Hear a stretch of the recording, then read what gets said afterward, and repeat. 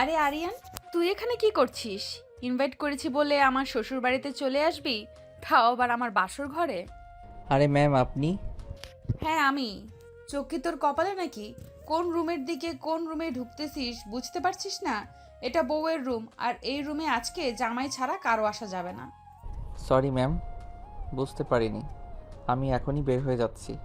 বুঝি না, এদের একটু বাইরে দিলেই একদম মাথার উপরে চলে বসে ইনভাইট করেছে। আমাদের বাড়িতে চলে এসেছে, আমার শ্বশুর বাড়ি, তাও আবার আমার বাসর ঘরে। অদ্ভুত, কে জানে আমার জামাইটা কই দিয়ে ঘুরতেছে। এত সময় পার হয়ে গেল, এতক্ষণেও রুমে আসেনি। আরিয়ান রুম থেকে বের হয়ে গিয়ে অবাক হয়ে ভাবছে, কি হলো এটা? আমি রুম থেকে কেন বের হয়ে আসলাম? এটা তো আমার বাড়ি, এই রুমটাও তো আমার, বাসর ঘর তো আমার। তাহলে আমার বইয়ের জায়গায় আমার অফিসের ম্যাম কি করতেছে? হতভম্ব হয়ে আরিয়ান কিছুক্ষণ দাঁড়িয়ে ঠান্ডা মাথায় সব কিছু ভাবতেছে। মাথার উপর বেশি প্রেশার না দিয়ে আরিয়ান সোজা আবার তার বাসর ঘরে চলে গেল। ম্যাম, মাথা ঠান্ডা করেন, এত রাগান্বিত হবেন না। আমি কি বলি সেটা আগে ঠান্ডা মাথায় শোনেন।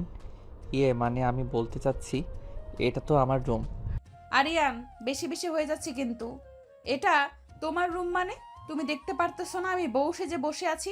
বুঝলাম না, তোমার চোখ কোথায় রেখে এসেছো? চোখ খুলে আমাকে দেখো, এটা আমার বাসর ঘর। সবই বুঝলাম, এটা আপনার বাসর ঘর, কিন্তু এই বাড়িটা আমার। ম্যাম, বোঝার চেষ্টা করুন। তার মানে তোমার সাথে আমার বিয়ে হয়েছে? আমি তো ওটাই বলার চেষ্টা করতেছি যে আমাদের মধ্যে কোনো একটা মিস আন্ডারস্ট্যান্ডিং হচ্ছে। আরিয়ান আর বিথি দুজনে মাথায় হাত রেখে বসে পড়ল। হাই রে, কি করলাম! মুখ না দেখে বিয়ে করে অবশেষে সে ফেসে গেল। বিথি রেগে কে আরিয়ানকে একটা ধমক দিল। এই চুপ করো। তুমি ফেসে গেছো, আমি ফেসে গেছি। তোমার তো সোনায় সোহাগা হয়েছে, আমার সাথে বিয়ে হয়েছে। তুমি এটাই চেয়েছিলে না? তুমি আগে থেকেই সবকিছু জানতে, ইচ্ছে করে আমাকে কিছু বলো নাই। বিশ্বাস করেন ম্যাম, আমি কিছু জানতাম না আগে থেকে কার সাথে বিয়ে হচ্ছে। আমি সত্যি জানতাম না। জানলে আমি অবশ্যই আপনাকে জানাইতাম। আর জানাইতাম কি, জানলে আমি কিছুতেই বিয়ে করতাম না। বিয়ে করতে না মানে নিজেকে কি মনে করো, রাজ সাহেব? না, তা বলতে চাইনি। মানে আপনার মতো এত বড়লোক একটা মেয়ে আর এত বড় কোম্পানির মালিক, তার সাথে কি আমার যাই বলেন। তুই এখন আমার সামনে থেকে যা। আমার এখন মেজাজটা খুব গরম হয়ে যাচ্ছে, কি করব বুঝতে পারতেছি না। ম্যাম, মাথা ঠান্ডা করেন প্লিজ, উল্টাপাল্টা কিছু করবেন না। উল্টাপাল্টা কিছু করব না মানে? রুমের সব কিছু আমি ভেঙে ফেলবো। না ম্যাডাম, এমন কিছু করবেন না প্লিজ। আমাদের অনেক টাকা পয়সা খরচ হয়েছে এগুলোর পিছনে। বিয়ের অনুষ্ঠান শেষ হয়ে গেলে এসব কিছু আমাদের আবার বুঝিয়ে দিতে হবে। এইগুলো ভাঙবো না তো তোর মাথা ভাঙবো। তাইলে আয়, সব রাগ তোর উপরে ঝাড়ি। মাথা ঠান্ডা করেন প্লিজ। একটা ভুল বোঝাবুঝি হয়ে গেছে, এখন মাথা ঠান্ডা করে কাজ করতে হবে। ভুল বোঝাবুঝি মানে? এইটা কি ছেলে খেলা যে ইচ্ছে হলো খেললাম, ইচ্ছে হলো না খেললাম না? যা হওয়ার তা তো হয়ে গেছে, জীবনটা শেষ। আমি এ বিষয়ে বাবা মার সাথে কথা বলবো, আপনি প্লিজ রেগে যাবেন না। আরিয়ান তার অফিসের ম্যামকে দেখে বড় বড়ি খুবই ভয় পায়, কারণ সে খুবই ভয়ঙ্কর। আগে একটা মেয়ে, তাই সে যতটা পারতেছে তার ম্যামের মাথা ঠান্ডা করার চেষ্টা করতেছে। বিতি আরিয়ানের গালে একটা চড় মেরে দিল। সরি, তুই কিছু মনে করিস না, হ্যাঁ? আমি তোকে ইচ্ছে করে চর মারি নাই। আমি আসলে কি করব? না না ম্যাডাম, কি মনে করব, কিছু মনে করিনি। আপনার যা মন চাই করুন, আমি কিছু বলবো না। এরপর আমি নিজেও কন্ট্রোলে থাকবো না। কন্ট্রোলে থাকবি না মানে? তুই আবার কি করবি, আমাকে চর মারবি? কি করব সেটা তো পরেই দেখতে পারবেন। শোন, যাই করিস আমার চোখের সামনে থেকে সরে গিয়ে কর। যা, আমার রুমটা বাইরে থেকে বন্ধ করে দে প্লিজ। আমাকে একটু একা থাকতে দে। আরিয়ান রুম তো ঠিকই বন্ধ করলো, কিন্তু বাইরে থেকে নয়, ভিতর থেকে। আর এসে লাইটটা অফ করে দিল। এদিকে বিথি বারবার বলতেছে, কিরে তুই লাইট অফ করলি কেন? বেশি ভালো হবে না কিন্তু, বেশি বারবারই হয়ে যাচ্ছে আরিয়ান। বিথির কোনো কথা না শুনে সোজা গিয়ে বিথিকে জড়িয়ে ধরল। বিথি আরও কিছু বলতে যাবে তখনই আরিয়ান বিথির ঠোঁট নিজের ঠোঁটের ভিতর একদম চাপ দিয়ে ধরল। বিথি কোনো মতে নিজের ঠোঁটটা ছাড়িয়ে চিৎকার করে আরিয়ানকে ঠাস করে একটা চড় মেরে দিল। বেয়াদ্দব ছেলে, কি হচ্ছে এসব ভুলে যাস না, আমি তোর অফিসের ম্যাম। আমার অফিসের ম্যাম, সেটা আমার অফিসে, আমার বাড়িতে নয়। আমার বাড়িতে আপনি আমার বিয়ে করা বউ। তুই কি এখন আমার উপরে জোর করে অধিকার খাটাবি নাকি? জোর করতে আপনি আমাকে বাধ্য করতেছেন। বাধ্য করতেছি মানে? কি করলাম আমি তোকে? এই যে নিজের কন্ট্রোল হারিয়ে আমাকে এভাবে চড় মারলেন, এই জন্যই তো আমি আমার কন্ট্রোল হারিয়ে ফেলেছিলাম। আমার থেকে প্রতিশোধ নিচ্ছিস নাকি তুই? মনে করেন তাই। সারা জীবন তো শুধু আপনারাই অধিকার দেখালেন, এখন আমারটা দেখেন। তুই কি মনে করেছিস এইভাবে জোর জবরদস্তি করে আমার ভালোবাসা পাবি? মোটেও না, শুধু আমার দেহটাই পাবি, আমার মন না। আমি আপনার মন পাওয়ার বৃথা চেষ্টা করবই না, ওটা তো কেউই পায় না। আমি কেন, কোনো পুরুষই পায় না। তুই এত খারাপ আগে জানতাম না তো। হ্যাঁ, পেকে দেখলেন, আপনি আমার বিয়ে করা বউ। আপনার সাথে তো আমি এতটুকু করতেই পারি। দেখ আরিয়ান, বেশি বেশি হয়ে যাচ্ছে কিন্তু। এরপরে কিন্তু বেশি ভালো হবে না বলে দিলাম। লাইট অন কর, যা করেছিস অনেক হয়েছে। আরিয়ান বিথির কোনো কথা না শুনে বিথির থেকে তার শাড়িটা টান দিয়ে খুলে বিছানার উপর ফেলে দিল। এদিকে বিথি অন্ধকারে কিছুই বুঝতে পারতেছে না। সে লাইট অন করার অনেক চেষ্টা করলো, কিন্তু নতুন রুম, নতুন জায়গায় আছে, তেমন কিছুই চেনে না। তার মোবাইলটাও সে খুঁজে পাচ্ছিল না। এদিকে আরিয়ান ইচ্ছে মতো তার অধিকার আদায় করে নিল। বিথি বারবার চিৎকার করার চেষ্টা করতেছিল, কিন্তু কোনো মতেই আরিয়ানকে থামাতে পারতেছিল না। অবশেষে বিথি আরিয়ানের কাছে নিজেকে সমর্থন করে দিল। ভেরি গুড ম্যাম, যত তাড়াতাড়ি আপনি আপনার ভালো বুঝতে পারবেন ততই ভালো।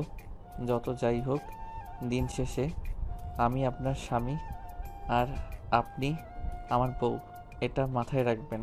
আরিয়ান, তুই আজ যা করলি কাজটা খুব খারাপ হলো, এর ফল তোকে ভোগ করতে হবে। আপনি যত বেশি চিল্লাপাল্লা করবেন তত আপনার ক্ষতি, কষ্ট আপনার হবে, অন্য কারো না। মানে তুই সব সময় জোর জবরদস্তি করবি আর আমার শরীরের উপর ঝাঁপিয়ে পড়বি? অবশ্যই প্রয়োজনে তাই করতে হবে। ওই যে কথায় আছে না, সোজা আঙ্গুলে যদি ঘি না ওঠে তাহলে আমাকে দেখা করতে হবে।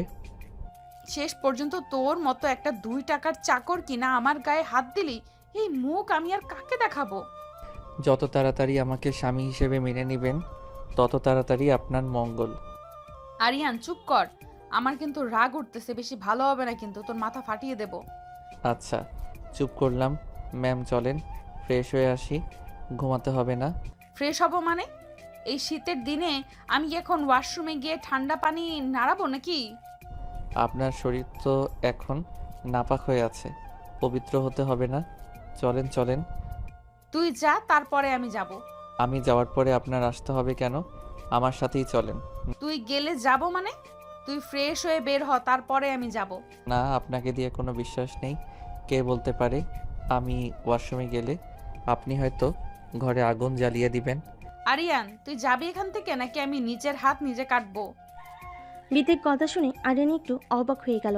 আরিয়ান বুঝতে পারল এই মেয়ের তো মাথায় প্রচুর রাগ, একবার রাগ উঠলে কি না কি করে বসে। এইভাবে আরিয়ান বিথিকে কোলে তুলে নিয়ে ওয়াশরুমে চলে গেল। বিথি বারবার চিৎকার করতেছিল। আরিয়ান কিছু না শুনে নিজের হাতে বিথিকে গোসল করিয়ে দিল। রাত করে এত চিৎকার করতে হয় না, তাইলে বাইরে থেকে লোকে ভাববে আমি মনে হয় আপনাকে একটু বেশি আদর করতেছি। ও তাই তো, ঠিকই বলেছিস, বাইরে থেকে আবার লোকজন এই কথা ভাববে না? এই তো লক্ষ্মী মেয়ের মতো, বুঝতে পেরেছেন? এখন চুপচাপ ড্রেস পরিয়ে দিচ্ছি, গিয়ে ঘুমিয়ে পড়েন। এই এখন শীতকাল, মানুষ শুনবে কি হবে? রুমের সামনে কি তোর মা বাবা কান পেতে আছে নাকি আমার কথা শুনতেছে? এটা যেহেতু বিয়ে বাড়ি, তার মানে অনেক লোকজন আছে। আমার মা বাবাই কেন এখানে আড়ি পাততে আসবে?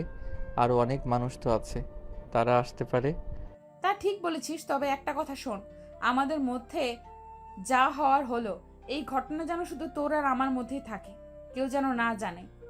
ম্যাম, ভাবছিলাম আপনি অনেক বুদ্ধিমতী একটা মেয়ে, আপনার মাথায় প্রচুর বুদ্ধি, কিন্তু আমার ধারণা তো সম্পূর্ণ ভুল। ভুল মানে? আমার মাথায় কি বুদ্ধি নাই, তোর এটা মনে হচ্ছে? অবশ্যই, আমার এটা মনে হচ্ছে, কারণ বাসর ঘরের কথা কোনো পাগলই অন্য কারোর সাথে শেয়ার করে।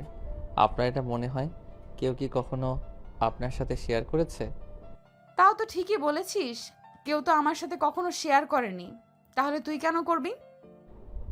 জি, আমি যা বলি সব ঠিকই বলি, এটা বাড়িতেও আর অফিসেও। অনেক বকবক করেছিস, এখন সর, আমাকে ঘুমাতে দে, সকালে অফিস আছে। অফিস আছে মানে 7 দিন কোনো অফিস নেই? কারণ আপনি এই বাড়ির বউ, এই বাড়ির কিছু নিয়ম কারণ আছে। কিসের নিয়ম কানুন? আমি কোনো নিয়ম কানুন মানি না। আমার অফিস আছে, আমাকে অফিসে যেতে হবে, ব্যাস। অফিস তো আমারও আছে, আমিও কি যাব? তোর মতো বেয়াদ্দপকে আমি আমার অফিসে রাখবো না। কাল গিয়ে তোর সাসপেন্ড লেটার পাঠিয়ে দেব। তা ঠিকই বলেছেন, অনেক দিন অফিস করলাম, কী লাভ? এখন তো অফিসের বস আমার বউ, আমার অফিস না করলেও চলবে। লিমিট ক্রস করবি না। আপনার যেহেতু অফিস, তাই আপনার বাহাদুরি, এটা ভুলে যাবেন না। বাড়িটা কিন্তু আমার, আর আপনাকে আমার বাড়িতে আসতে হবে।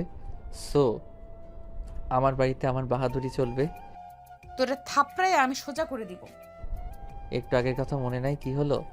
লাথি মেরে তোকে রুমের বাইরে বের করে দিব, আর একবারও যদি এই কথা বলিস। যতবার আপনি রাগান্বিত হয়ে আমার গায়ে হাত তুলবেন, আমিও খুশি হয়ে আপনার উপর ঝাঁপিয়ে পড়ব, কথাটা মনে রাখবেন। তোর কলিজাটা আমি টান দিয়ে বের করে নিয়ে এসে কুচি কুচি করে কেটে কুত্তা দিয়ে খাওয়াবো। মাথা ঠান্ডা করেন ম্যাম, না হলে আবার গোসল করতে হবে। আরিয়ান, চুপ কর। বিতে রাগান্বিত হয়ে মুখ ঘুরিয়ে বিছানার এক কোণে শুয়ে কান্না করতে শুরু করলো। মনে মনে তার বাবা মাকে অনেক বকাবকি করতেছে। এটা আমার সাথে কি করলো আরিয়ান? অনেকবার তার সাথে কথা বলার চেষ্টা করলো, কিন্তু বিথি কথা বললো না। আরিয়ান বুঝতে পারলো বিথি কান্না করতেছে। আরিয়ান ভাবলো কাজটা করার ঠিক হয়নি তার। অনুমতি ছাড়া এভাবে অনেক লজ্জাবোধ করলো। অনুশোচনায় আর কিছু না বলে চুপচাপ শুয়ে পড়লো। কিছুক্ষণ পর বিথি আরিয়ানকে ডেকে বলল, আরিয়ান, ঘুমাইছিস নাকি? শোন, না না, ঘুমাই নাই, বলেন কি বলবেন। তোর রুমে কোলবালিশ আছে, আমার কোলবালিশ ছাড়া ঘুম হয় না, রাতে কিছুতেই ঘুমাতে পারতেছি না। না ম্যাম, আমার রুমে তো কোলবালিশ নেই, আমি তো কোলবালিশ নিয়ে ঘুমাই না, তাই কোলবালিশও রাখি না রুমে। কোলবালিশ রাখিস না তো কি হয়েছে? আমার এখন কোলবালিশ লাগবে, কোত্থেকে নিয়ে আসবি? নিয়ে আয় যা। সরি ম্যাম, এটা আপনার অফিস নয় যে আপনি যখন যা চাইবেন সাথে সাথে এটা আপনার কাছে পেয়ে যাবেন। এটা আমার বাড়ি, আমি এখন বলেছি কোলবালিশ নাই, তার মানে নাই।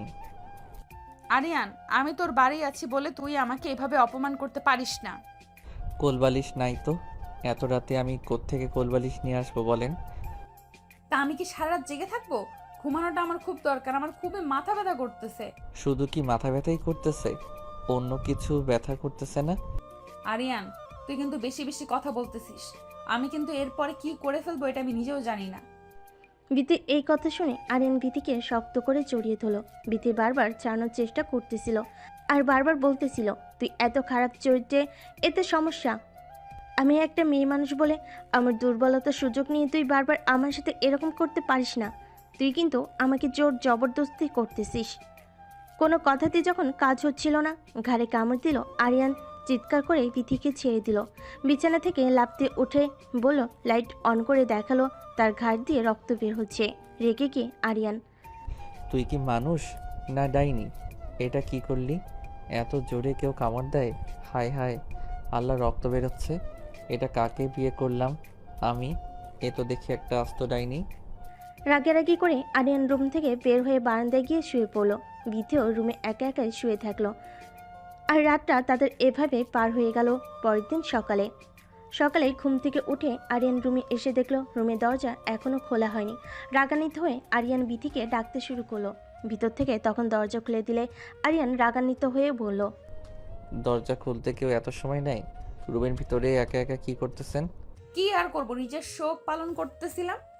শোনেন, বাড়িতে অনেক মানুষ, লক্ষ্মী বউয়ের মতো রেডি হয়ে বাইরে যান। আমি তো লক্ষ্মী বউ না, বাইরে যেতে পারবো না। আচ্ছা, রুমেই থাইকেন। অনেক ধন্যবাদ, আমাকে তুই এখন একা ছেড়ে বাইরে যা, এই রুমে আসবি না প্লিজ। মানে কি আমি রুমে আসবো না? তাহলে তোর রুমে তুই থাক আর আমার জন্য আলাদা একটা রুম ঠিক করে দে। আমার বাড়িতে এক্সট্রা কোনো রুম নেই, যেটা আমার রুম ওটাই আপনার রুম, চুপচাপ মানিয়ে নিন। শোন, আমি রেডি হয়ে এখন অফিসে যাব। কাল রাতে বললাম না, কথা কানে যায় নাই, 7 দিন কোনো অফিস হবে না। তুই পারলে আমাকে আটকে দেখা। আপনার সাহস থাকলে আপনি রুম থেকে বের হয়ে তো দেখান। বিথি ওয়াশরুমে গিয়ে অফিসের ড্রেস পরে অফিসে যাওয়ার জন্য বের হতে লাগলো। আরিয়ান রাগান্বিত হয়ে বিথির হাত ধরে টান দিয়ে বিছানার উপর ফেলে দিল। বিথি আরিয়ানকে চড় মারতে যাবে, তখনই আরিয়ান বিথির 2 হাতের ভিতর তার 2 হাত দিয়ে বিথিকে শক্ত করে ধরল। বুঝতে পারতেছিল এখন কিছু একটা হবে, তাই বিথি বারবার বলতেছিল, ঠিক আছে আমি অফিসে যাব না আরিয়ান। বিথির কোনো কথা না শুনে বিথির শরীর থেকে তার অফিসের ড্রেস টেনে খুলে দিল। বিথি রেগে গিয়ে, আরিয়ান, তোর কতদিনের শখ ছিল আমার শরীরটা ভোগ করার? কোনো দিনই শখ ছিল না। কাল রাত থেকে তো দেখতে পারতেছি কথায় কথায় আমার উপর ঝাঁপিয়ে পড়তেছিস। যেমন কুকুর তেমন মুগুর, কথা না শুনলে এভাবে শায়েস্তা করতে হবে। কি শুয়োরের বাচ্চাকে করবে আমাকে শায়েস্তা? হ্যাঁ, তোর এত পাওয়ার কি নিয়ে শুনি? ওইটা আমি এখন কেটে দিব। কি ঠিক শুনেছিস, তোর ওইটা কেটে দেওয়ার পর দেখবো তোর এত এনার্জি আসে কোথার থেকে। আমার এটা কেটে দিলে আপনার কি হবে? আপনাকে শান্তি দিব কিভাবে? তোকে শাস্তি দিতে কে বলেছে? তোর মতো হারামজাদাকে আমার চোখের সামনে আমি দেখতে চাই না। আরিয়ান বিথির চোখে হাত দিয়ে ধরে বিথির ঠোঁটে কিস করতে লাগলো। বিথির তখন কিছুই করার ছিল না, না সেই তার হাত দিয়ে কিছু করতে পারতেছে আর না সেই মুখ দিয়ে কথা বলতে পারতেছে। বেশি ছোটাছুটি করো না, ব্যথা পাবা। ছাড় তো আমাকে, কুত্তার বাচ্চা, তোর ভালো হবে না। আরিয়ান বিথির কোনো কথা না শুনে ইচ্ছে মতো আদর করতে লাগলো, ঠিক রাতের মতো। আরিয়ান দেখতে পেল বিথির ব্যথায় ছটফট করতে করতে কান্না করতেছে। আরিয়ান তখন চুপচাপ ছেড়ে দিল। তখন বিথি বলে উঠল, ছালি কেন, আরও কর, যতক্ষণ পারিস অমানুষের মতো ব্যবহার কর। তুই যে কত ছোট মনের মানুষ এটা তোর ব্যবহারে তুই প্রমাণ করে দিচ্ছিস। আরিয়ান তখন লজ্জা পেল বটে, অনেকটা বেশি ব্যথা দেওয়া হয়ে গেছে। লজ্জা অনুভব করে এসে বিথিকে বলল, বিছানা থেকে উঠে এখন ফ্রেশ হও। কান্না করতে করতে বিথি বলল, আমি এখন গোসল করার মতো অবস্থাতে নেই। তুই যা, সর এখান থেকে, আমাকে একা থাকতে দে প্লিজ। গোসল না করে এভাবে থাকা যাবে না, এখনই বাইরে থেকে সবাই আপনাকে ডাকতে আসবে। আমার কষ্টটা একটু বোঝার চেষ্টা কর, আমি উঠে দাঁড়াতে পারতেছি না। আরিয়ান তার কষ্ট বুঝতে পারল, বুঝতে পেরে তাকে কোলে তুলে নিল। ওয়াশরুমে গিয়ে সুন্দর করে গোসল করিয়ে লাল টুকটুকে একটা শাড়ি পরিয়ে দিল, তারপর রুমে এনে আবার বসিয়ে দিল। তখন বাইরে থেকে আরিয়ানের মা আসলো, এসে বলল, বাহ বৌমা, তোমাকে তো খুবই সুন্দর লাগতেছে। কই তোমার মাঝে বলল তুমি নাকি শাড়ি পরতে পারো না, অনেক সুন্দর করে তো শাড়ি পরেছো। মা, তোমার বৌমা সব দিকেই পারদর্শী। আন্টি শোনেন, আমার মা ঠিকই বলেছেন, শাড়ি পরতে পারি না, আপনার ছেলে পরিয়ে দিয়েছে। আরিয়ান লজ্জা পেয়ে মুখ লুকালো আর মনে মনে বিথিকে গালি দিতে লাগলো। কি বোকাচোদা মেয়েরে, আমি শাড়ি পরিয়ে দিয়েছি এটা আবার আমার মার সামনে বলতেছে। মা আগে বের হোক, তারপরে তোর হচ্ছে। বাবা আরিয়ান, তাড়াতাড়ি নিচে আসো, সবাই তোমাদের জন্য অপেক্ষা করতেছে। ঠিক আছে মা, তুমি যাও, আমি আসতেছি। শোন আরিয়ান, তুই বাইরে গেলে যা, আমি যাব না। রুমে যত থাকবে তত তোমার বিপদ হবে। তুই কতটা জানোয়ার হতে পারিস সেটাও আমি দেখব। নিজের বউকে আদর করা যদি জানোয়ার হয়ে থাকে, তাহলে আমি জানোয়ার। কুত্তার বাচ্চার কিভাবে গালি দিলে তোর লজ্জা হবে? গালি দিয়ে তুমি আমাকে লজ্জা বানাতে পারবে না, বেটার হবে আমাকে ভালোবেসে বোঝালে। ভালোবাসা মাই ফুড, তুই জীবনেও কোনোদিন আমার ভালোবাসা পাবি না। সময় আসুক, দেখা যাবে। চল, তোর মা বাইরে যেতে বলো, দেখি বাইরে আবার কি নাটক হয়। মানুষের সামনে গেলে একটু ভদ্র ভাষায় ভালোভাবে কথা বলো। ওয়েট ওয়েট ওয়েট, তুই কোন সাহসে আমাকে তুমি করে বলতেছিস? তুই ভুলে যাস না আমি তোর অফিসের বস। আপনি তো আপনি করে কথা বল। ম্যাম, আপনি কেন ভুলে যাচ্ছেন? এটা আপনার অফিস নয়, এটা আমার বাড়ি। আর আমার বাড়িতে আমার কথাতেই সব কিছু হবে। বাড়ির বাহাদুরি তো ঠিক আছে, দেখার সময় আমারও আসবে। সময়ের অপেক্ষা করুন। এখন যাবি? চলো তবে একটা কথা, বাইরে গিয়ে মানুষের সামনে আমাকে তুই তোকারি করবেন না প্লিজ। তো কি বলবো? ওগো শোনো, ওগো কই যাচ্ছ? ও এখানে আসো, কি আশা করতেছিস এইভাবে কথা বলবো তোর সাথে? ঠিক এভাবেই কথা বলবে। আমার আশা করাটা কি ভুল? অবশ্যই তোর আশা করা ভুল। তুই বামন হয়ে চাঁদে হাত দেওয়ার স্বপ্ন দেখতেছিস। আপনার খুব অহংকার, তাই না? আপনার এই অহংকার আমি একদিন ভেঙে চুরমার করে দেব। আমার অহংকার ভাঙতে হলে এর জন্যই আমার চেয়ে বড় কিছু হয়ে দেখাতে হবে তোকে। দেখাবো ইনশাল্লাহ। কথা শেষ করে বিথি রুম থেকে বের হয়ে নিচে চলে গেল। নিচে আসতে সাজানোটা অনেক সুন্দর ছিল। সবে বিথির অনেক প্রশংসা করতেছিল। আরিয়ানের অনেক ছোট বোন ছিল, তারাও এসে জিজ্ঞেস করতেছিল রাতটা কেমন গেল। বিথি রাগান্বিত হলো, তবে তার রাগটা কন্ট্রোল করলো আর সবাইকে হাসি মুখে বলল, হ্যাঁ রাতটা সুন্দর ছিল।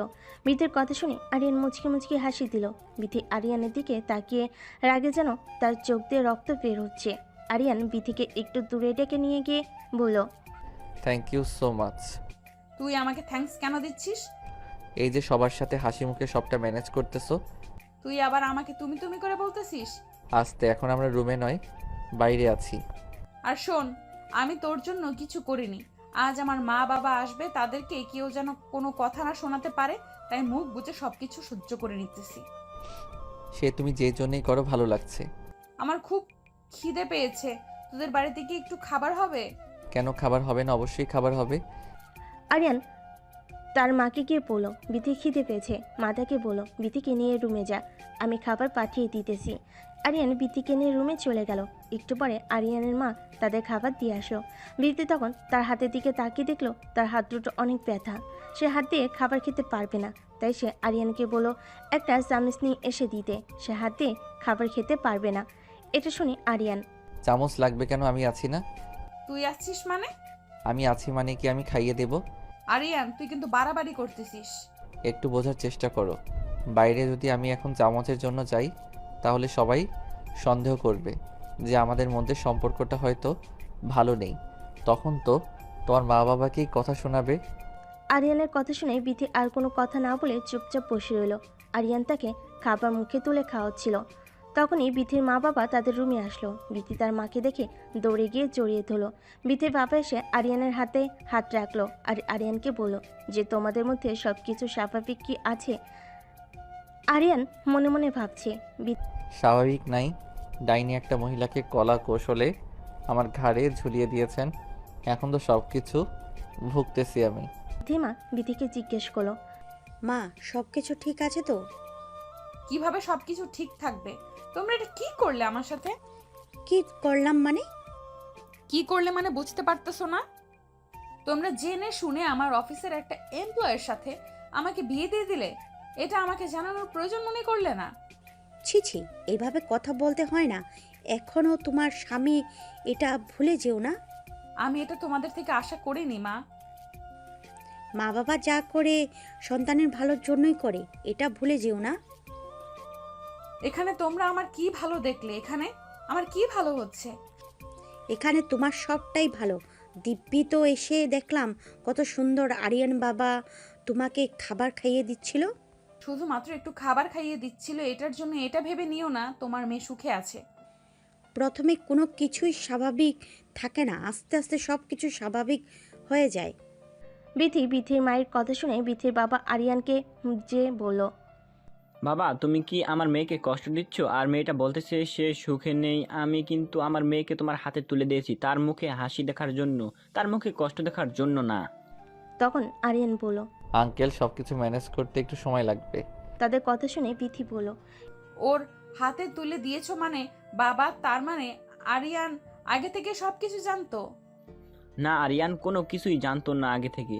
যাই বলো বাবা, আমি তোমাদের কোনো দিনও ক্ষমা করতে পারবো না। কেন ক্ষমা করতে পারবা না? কি হলো? কোনো ভুল তো দেখতেছি না এখানে। সামান্য 2 টাকার স্যালারির একটা চাকরের সাথে তুমি আমাকে আমার বিয়ে দিয়েছো, আবার বলতেছো কোনো ভুল দেখতে পারতেছো না? বিথি, ভুলে যেও না ও তোমার স্বামী। এখন সম্মান দিয়ে কথা বলো, আর ওর সম্মান মানে তোমার সম্মান, এটা ভুলে যেও না। কিসের স্বামী বাবা? কিসের স্বামী? ওকে আমি স্বামী বলে কখনো মানি না, আর না কোনোদিন মানবো। এই আরিয়ানকে নিয়ে তুমি একদিন গর্ব করবে, এই কথাটা আজ আমি বলে দিলাম। এই কথা বলে বিথির বাবা আরিয়ানকে বলল, কি বাবা, আমার কথা রাখতে পারবে তো? আমার মেয়ের এই অহংকার তোমাকে ভাঙাতে হবে, তোমাকে দেখিয়ে দিতে হবে তুমি ওর থেকে ভালো কিছু হতে পারো। কি পারবে তো? বিথির বাবার কথা শুনে আরিয়ান বলল, ইনশাল্লাহ আঙ্কেল, অবশ্যই আমি পারবো, তাও খুব তাড়াতাড়ি। চামড়ার মুখ তো অনেক কিছুই বলা যায়। তোমাদের সকলকে আমি প্রমিস করলাম খুব তাড়াতাড়ি বিতির থেকে ভালো কিছু হয়ে দেখাবো। যেদিন দেখতে পারবি সেই দিন এইসব কথা বলিস, যেদিন দেখাতে পারবি সেই দিন এইসব কথা বলিস। তোর মুখে এইসব কথা মানাচ্ছে না। আচ্ছা, অনেক কথা হয়েছে আঙ্কেল আন্টি, আপনারা বসেন।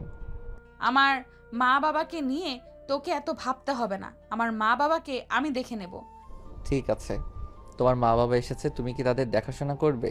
কিন্তু তোমার তো খাওয়া শেষ হয়নি, আসো বাকিটা খাইয়ে দেই। না গো, অনেক করেছো, অনেক ধন্যবাদ। এখন আমাকে উদ্ধার কর। বিথির মুখে এমন কথা শুনে আরিয়ান মুচকি হেসে উঠল। যখন বিথি আরিয়ানকে বলল, কি ব্যাপার, হাসছিস কেন? আরিয়ান কিছু বলার আগে বিথির বাবা বলল, সম্পর্কে টানাপড়া এভাবে আস্তে আস্তে শেষ হয়, এটা তো শুরু। আস্তে আস্তে সব কিছুই ঠিক হয়ে যাবে, দুজনকে একটু মানিয়ে নিতে হবে। তারপর আরিয়ানকে বলল, বাবা, আমার মেয়েটা একটু রাগী, তুমি তো জানো, ওকে একটু সামলে রেখো। তাদের কথা শেষ করে বিথির মা বিথির বাবাকে বলল, আচ্ছা, ওদেরকে একা ছেড়ে দাও, চলো আমরা বাইরে যাই। তখন আরিয়ান বিথিকে টান দিয়ে জড়িয়ে ধরল। বিথি রেগে গিয়ে, তোরের বাচ্চা, আবার তুই আমাকে জড়িয়ে ধরেছিস? ছাড়। তোমার মুখে এমন কথা শুনে মনে হচ্ছে তোমার ঠোঁটটাও কামড় দিয়ে দেই। এত বছর আমি তোর সাথে কাজ করলাম, তোর চরিত্র এতটা খারাপ কখনো জানতেই পারলাম না। আরে তোমার চরিত্র খারাপ এইভাবে কেন বলতেছো? তুমি অফিসে গিয়ে সবাইকে জিজ্ঞেস করো তাদের স্বামী আর স্ত্রীর মধ্যে সম্পর্কটা কেমন। বিথি অনেক ছোটাছুটি করার পর যখন ছুটতে পারলো না, বাধ্য হয়ে আরিয়ানের কানে এত জোরে কামড় দিল, আরিয়ান বিশাল একটা চিৎকার দিয়ে উঠল। চিৎকারে যেন সারা বাড়ি নড়ে উঠল। সবাই তো ভয়ে তাদের রুমে দিকে আসতে লাগলো। সবাই রুমে এসে দেখলো আরিয়ান আর বিথি দুজন দুজনকে জড়িয়ে আছে। আর তাদের এই অবস্থা দেখে সবাই লজ্জা পেল। তবে আরিয়ানের মা জিজ্ঞেস করলো, কিরে বাবা, এত জোরে চিৎকার করে উঠলে কেন? তখন বিথি বলল, ও কিছু না আন্টি, আমার চুরির সাথে ও একটু ব্যথা পেয়েছে। কিরে আরিয়ান, তুই কি এখনো ছোট আছিস নাকি? চুরির সাথে একটু ব্যথা করে চিৎকার করে ওঠে। ও তুমি বুঝবে না মা, যাবে এখান থেকে সবাই। আপনার ছেলেটা একটু গাধা টাইপের তো, তাই। একদম গাধা বলবা না। তাদের রুম থেকে সবাই বের হয়ে গেল। তারা বুঝতে পারলো নতুন নতুন জামাই বউয়ের ঘরে এরকম একটু একটু সাউন্ড হবে। সবাই রুম থেকে বের হতে গিয়ে আরিয়ানের মামাতো বোন এসে আরিয়ানকে বলল, ভাইয়া, এত জোরে চিৎকার করার কথা তো ভাবি চিৎকার না করে তুমি করলা যে, বিষয়টা ঠিক বুঝলাম না। চোর ডাকাত থেকে এত দূরে চিৎকার করে নাকি? আরিয়ান তখন ধমক দিয়ে বলল, তোর এত কিছু বুঝতে হবে না, বেশি বেঁকে গেছিস, যা এখান থেকে ভাগ। আরিয়ানের বোন তখন রুম থেকে বের হয়ে গেল। আরিয়ান রুমের দরজা বন্ধ করে দিয়ে বিথিকে ধমক দিয়ে বলল, বিথি, এটা কি ধরনের ব্যবহার তোমার? রাতে একবার ঘাড়ে কামড় দিলে, এখন আবার কানে কামড় দিলা, কি সমস্যা কি? তোর সমস্যা কি জানোয়ার? তোর কথায় কথায় এভাবে আমাকে জড়িয়ে ধরতেছিস কেন? তুমি আমার বউ, আমি তোমাকে জড়িয়ে ধরবো না, এটা কোনো কথা? সেটাই তো, তুমিও তো আমার জামাই, আমি তোমাকে কামড় দিব না, এটা কোনো কথা? দেখবি তুই আমার মেজাজটা গরম করে দিবি না। শয়তান, তুই এখন আবার আমাকে তুই তুকারি করছিস? তুই এখন থেকে যেভাবে কথা বলবি আমার সাথে, আমিও ঠিক এভাবেই কথা বলবো। তাহলে আমি তোকে এইভাবে কামড়াতে থাকবো? তুই কি ভাবছিস এইভাবে তুই আমাকে কামড়াবি আর আমি সেই ভয়ে তোর কাছে যাব না? তুই যে ধরনের কুকুর, কুকুরের ল্যাজ তো কোনোদিনও সোজা হয় না, তোরও হবে না। তুই যাই করিস আমার অধিকার আমি আদায় করেই ছাড়বো। বিথি আরিয়ানের সাথে বেশি কথা না বলে বাইরের বারান্দায় গিয়ে মন খারাপ করে বসে থাকলো। এদিকে আরিয়ান তার কান ধরে বিছানায় বসে থাকলো। কানে প্রচণ্ড ব্যথা হচ্ছে। বিথি এটা বুঝতে পারলো, তাই সে রুমে এসে আরিয়ানকে বলল, কানে কি খুব ব্যথা করতেছে? তা শুনে তোর কাজ নেই, যা সর। কাল রাত থেকে এখন পর্যন্ত তুই তো আমাকে কত ব্যথা দিলি। তো তুই কি প্রতিশোধ নিচ্ছিস নাকি? প্রতিশোধ না, আমার আত্মসম্মান রক্ষা করতেছি। বিয়ের পর আবার মেয়েদের আত্মসম্মান হয় কিভাবে? কেন, বিয়ের পর কি মেয়েরা সবকিছু বিক্রি করে দেয় নাকি? বিক্রি করে দেয় না অবশ্য, তবে বিয়ের পর মেয়েদের নিজের বলে কিছু থাকে না, সব কিছু তার স্বামীর। তোকে স্বামী বলে কে মানে শুনি? মানবে, তুমি মানবে। বিয়েবাড়ির সমস্ত কাজ শেষ করে খাওয়া দাওয়া শেষ করে এবার বিথিতে বাড়ি যাওয়ার পালা। সন্ধ্যার আগেই বিথির মা বাবা বিথি আর আরিয়ানকে তাদের বাড়িতে নিয়ে গেল। বিয়েবাড়ির এটা নিয়ম, বিথিদের বাড়ি যাওয়ার পর বিথির মা আরিয়ান আর বিথিকে তাদের রুম দেখিয়ে দিল। রুমে গিয়ে বিথি আরিয়ানকে বলল, শোন, এটা কিন্তু তোর বাড়ি না, এটা আমার বাড়ি। জি ম্যাম, আমি জানি যে এটা আপনার বাড়ি। ভেরি গুড, এইভাবে আমার সাথে কথা বলবি। বয়েই গেছে আমার এভাবে কথা বলতে। মোটেও আমি এভাবে কথা বলবো না। এইভাবে কথা না বললে তোর ঘাড় ধরে বাড়ি থেকে বের করে দেব। বিথি ঝগড়া করতেছিল। এদিকে আরিয়ান দরজার দিকে তাকিয়ে দেখলো বাইরে থেকে বিথির বাবা তাদের দিকে তাকিয়ে আছে। এটা দেখা মাত্র আরিয়ান বিথিকে শক্ত করে জড়িয়ে ধরলো। জড়িয়ে ধরে কানে কানে বলতে লাগলো, তোমার বাবা বাইরে দাঁড়িয়ে আছে, ঝগড়া করো না, নইলে তোমার বাবা কষ্ট পাবে। তুমিও আমার মতো অভিনয় করো। আরিয়ানের কথা শুনে বিথিও আরিয়ানকে জড়িয়ে ধরলো। এটা দেখে বিথির বাবা হাসতে হাসতে বাইরে গিয়ে বিথির মাকে বলল, জানো বিথির মা, মেয়ে আর মেয়ের জামাইকে ডাকতে গিয়েছিলাম তাদের রুমের সামনে। হ্যাঁ, তো কি হলো? আসে না ওরা? আর বলো না, গিয়ে তো আমি লজ্জা পড়ে গেছি। কেন, কি হলো আবার? রুমের সামনে গিয়ে দেখলাম ওরা দুজন। ওরা দুজন কি বলে? তুমি আর আমি বিয়ের পরে যা করতাম ওরা তাই করতেছে। তুমিও না পুরো বয়সে ভীমরতি ধরেছে না? আরে আমি কি ইচ্ছে করে গিয়েছি নাকি? আমি তো ডাকতে গিয়েছি, গিয়ে দেখি এই অবস্থা, সাথে সাথে আমি চলে আসলাম।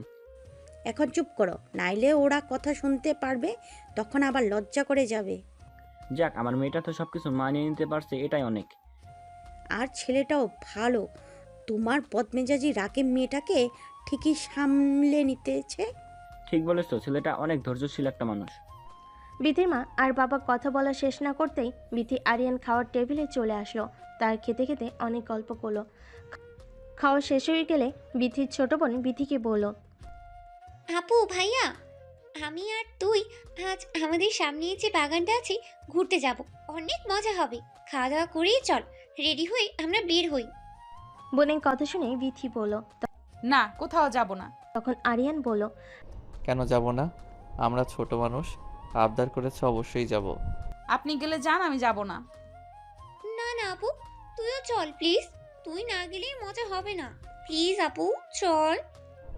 আরে তোমার বোনকে অত জোর করতে হবে না, ও এমনি যাবে। তুমি যাও, রেডি হও গিয়ে। আরিয়ানের মুখে এমন কথা শুনে বিথি আরিয়ানকে রুমে নিয়ে এসে বলল, তুই বেশি পাকনা হয়ে গেছিস, তাই না? তোকে কে এত বাল পাকনা কথা বলতে বলেছে? তুই যা ঘুরতে, আমি কোথাও যাব না। আর শোন, আমার বিষয়ে বেশি নাক গলাবি না। ভাগ্যিস আমার মা বাবা ছিল, তাই তোকে কিছু বললাম না, নইলে কানের নিচে একটা ঠাস করে চড় মেরে দিতাম।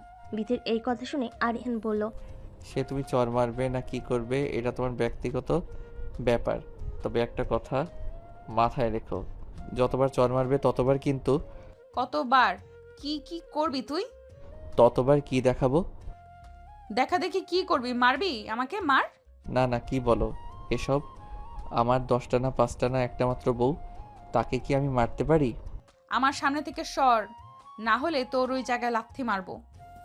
আরে না, ভুলেও এই কাজ করবা না, ওখানে লাথি মারলে কিন্তু আমি মরে যাব। আমি তো ওটাই চাই যে তুই মরে যা। তুই মরে গেলেই তো আমি ভাবছি।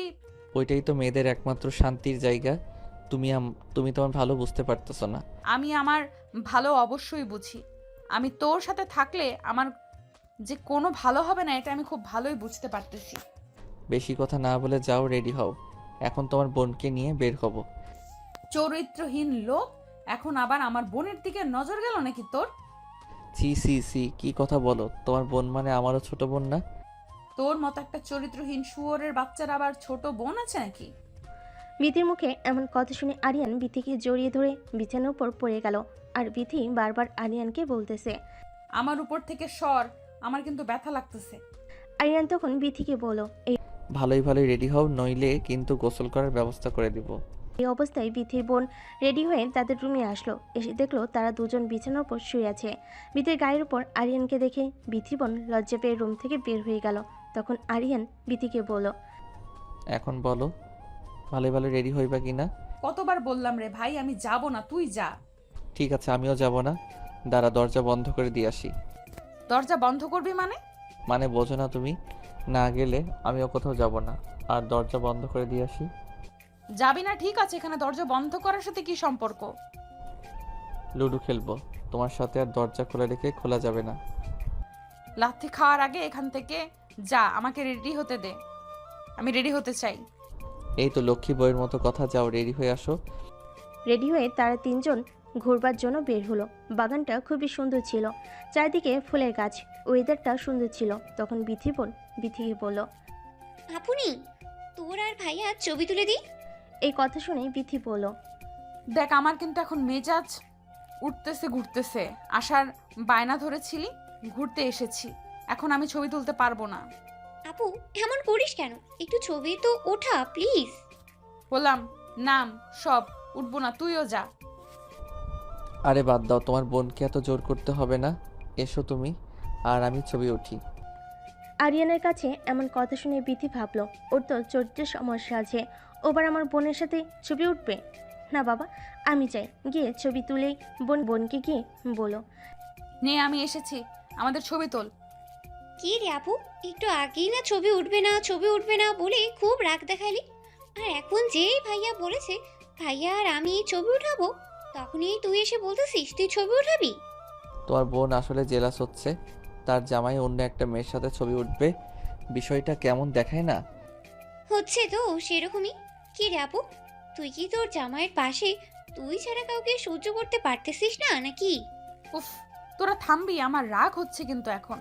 আমি কিন্তু চলে যাব এখান থেকে। আরে না না না, সরি, আর কেউ আপনার রাগ উঠাবে না। এখন নেন ছবি উঠি। নে তোরা পাশাপাশি দাঁড়া। নে দাঁড়িয়েছি, এখন তোল। এই আবার কেমন দাঁড়ানো, আশেপাশে একটু তাকিয়ে দেখ ওরা কিভাবে ছবি উঠাইতেছে, একে অপরকে জড়িয়ে ধরে হাত ধরে কত সুন্দর সুন্দর করে ছবি উঠতেছে, আর তোরা মাঝখানে আকাশ পাতাল ফাঁকা রেখে দুজন দাঁড়িয়ে আছিস। ঠিকই তো বলেছে ও। তুমি এত দূরে দাঁড়িয়ে আছো কেন? আমার কাছে আসো। একদম আমার কাছে আসার চেষ্টাও করবি না।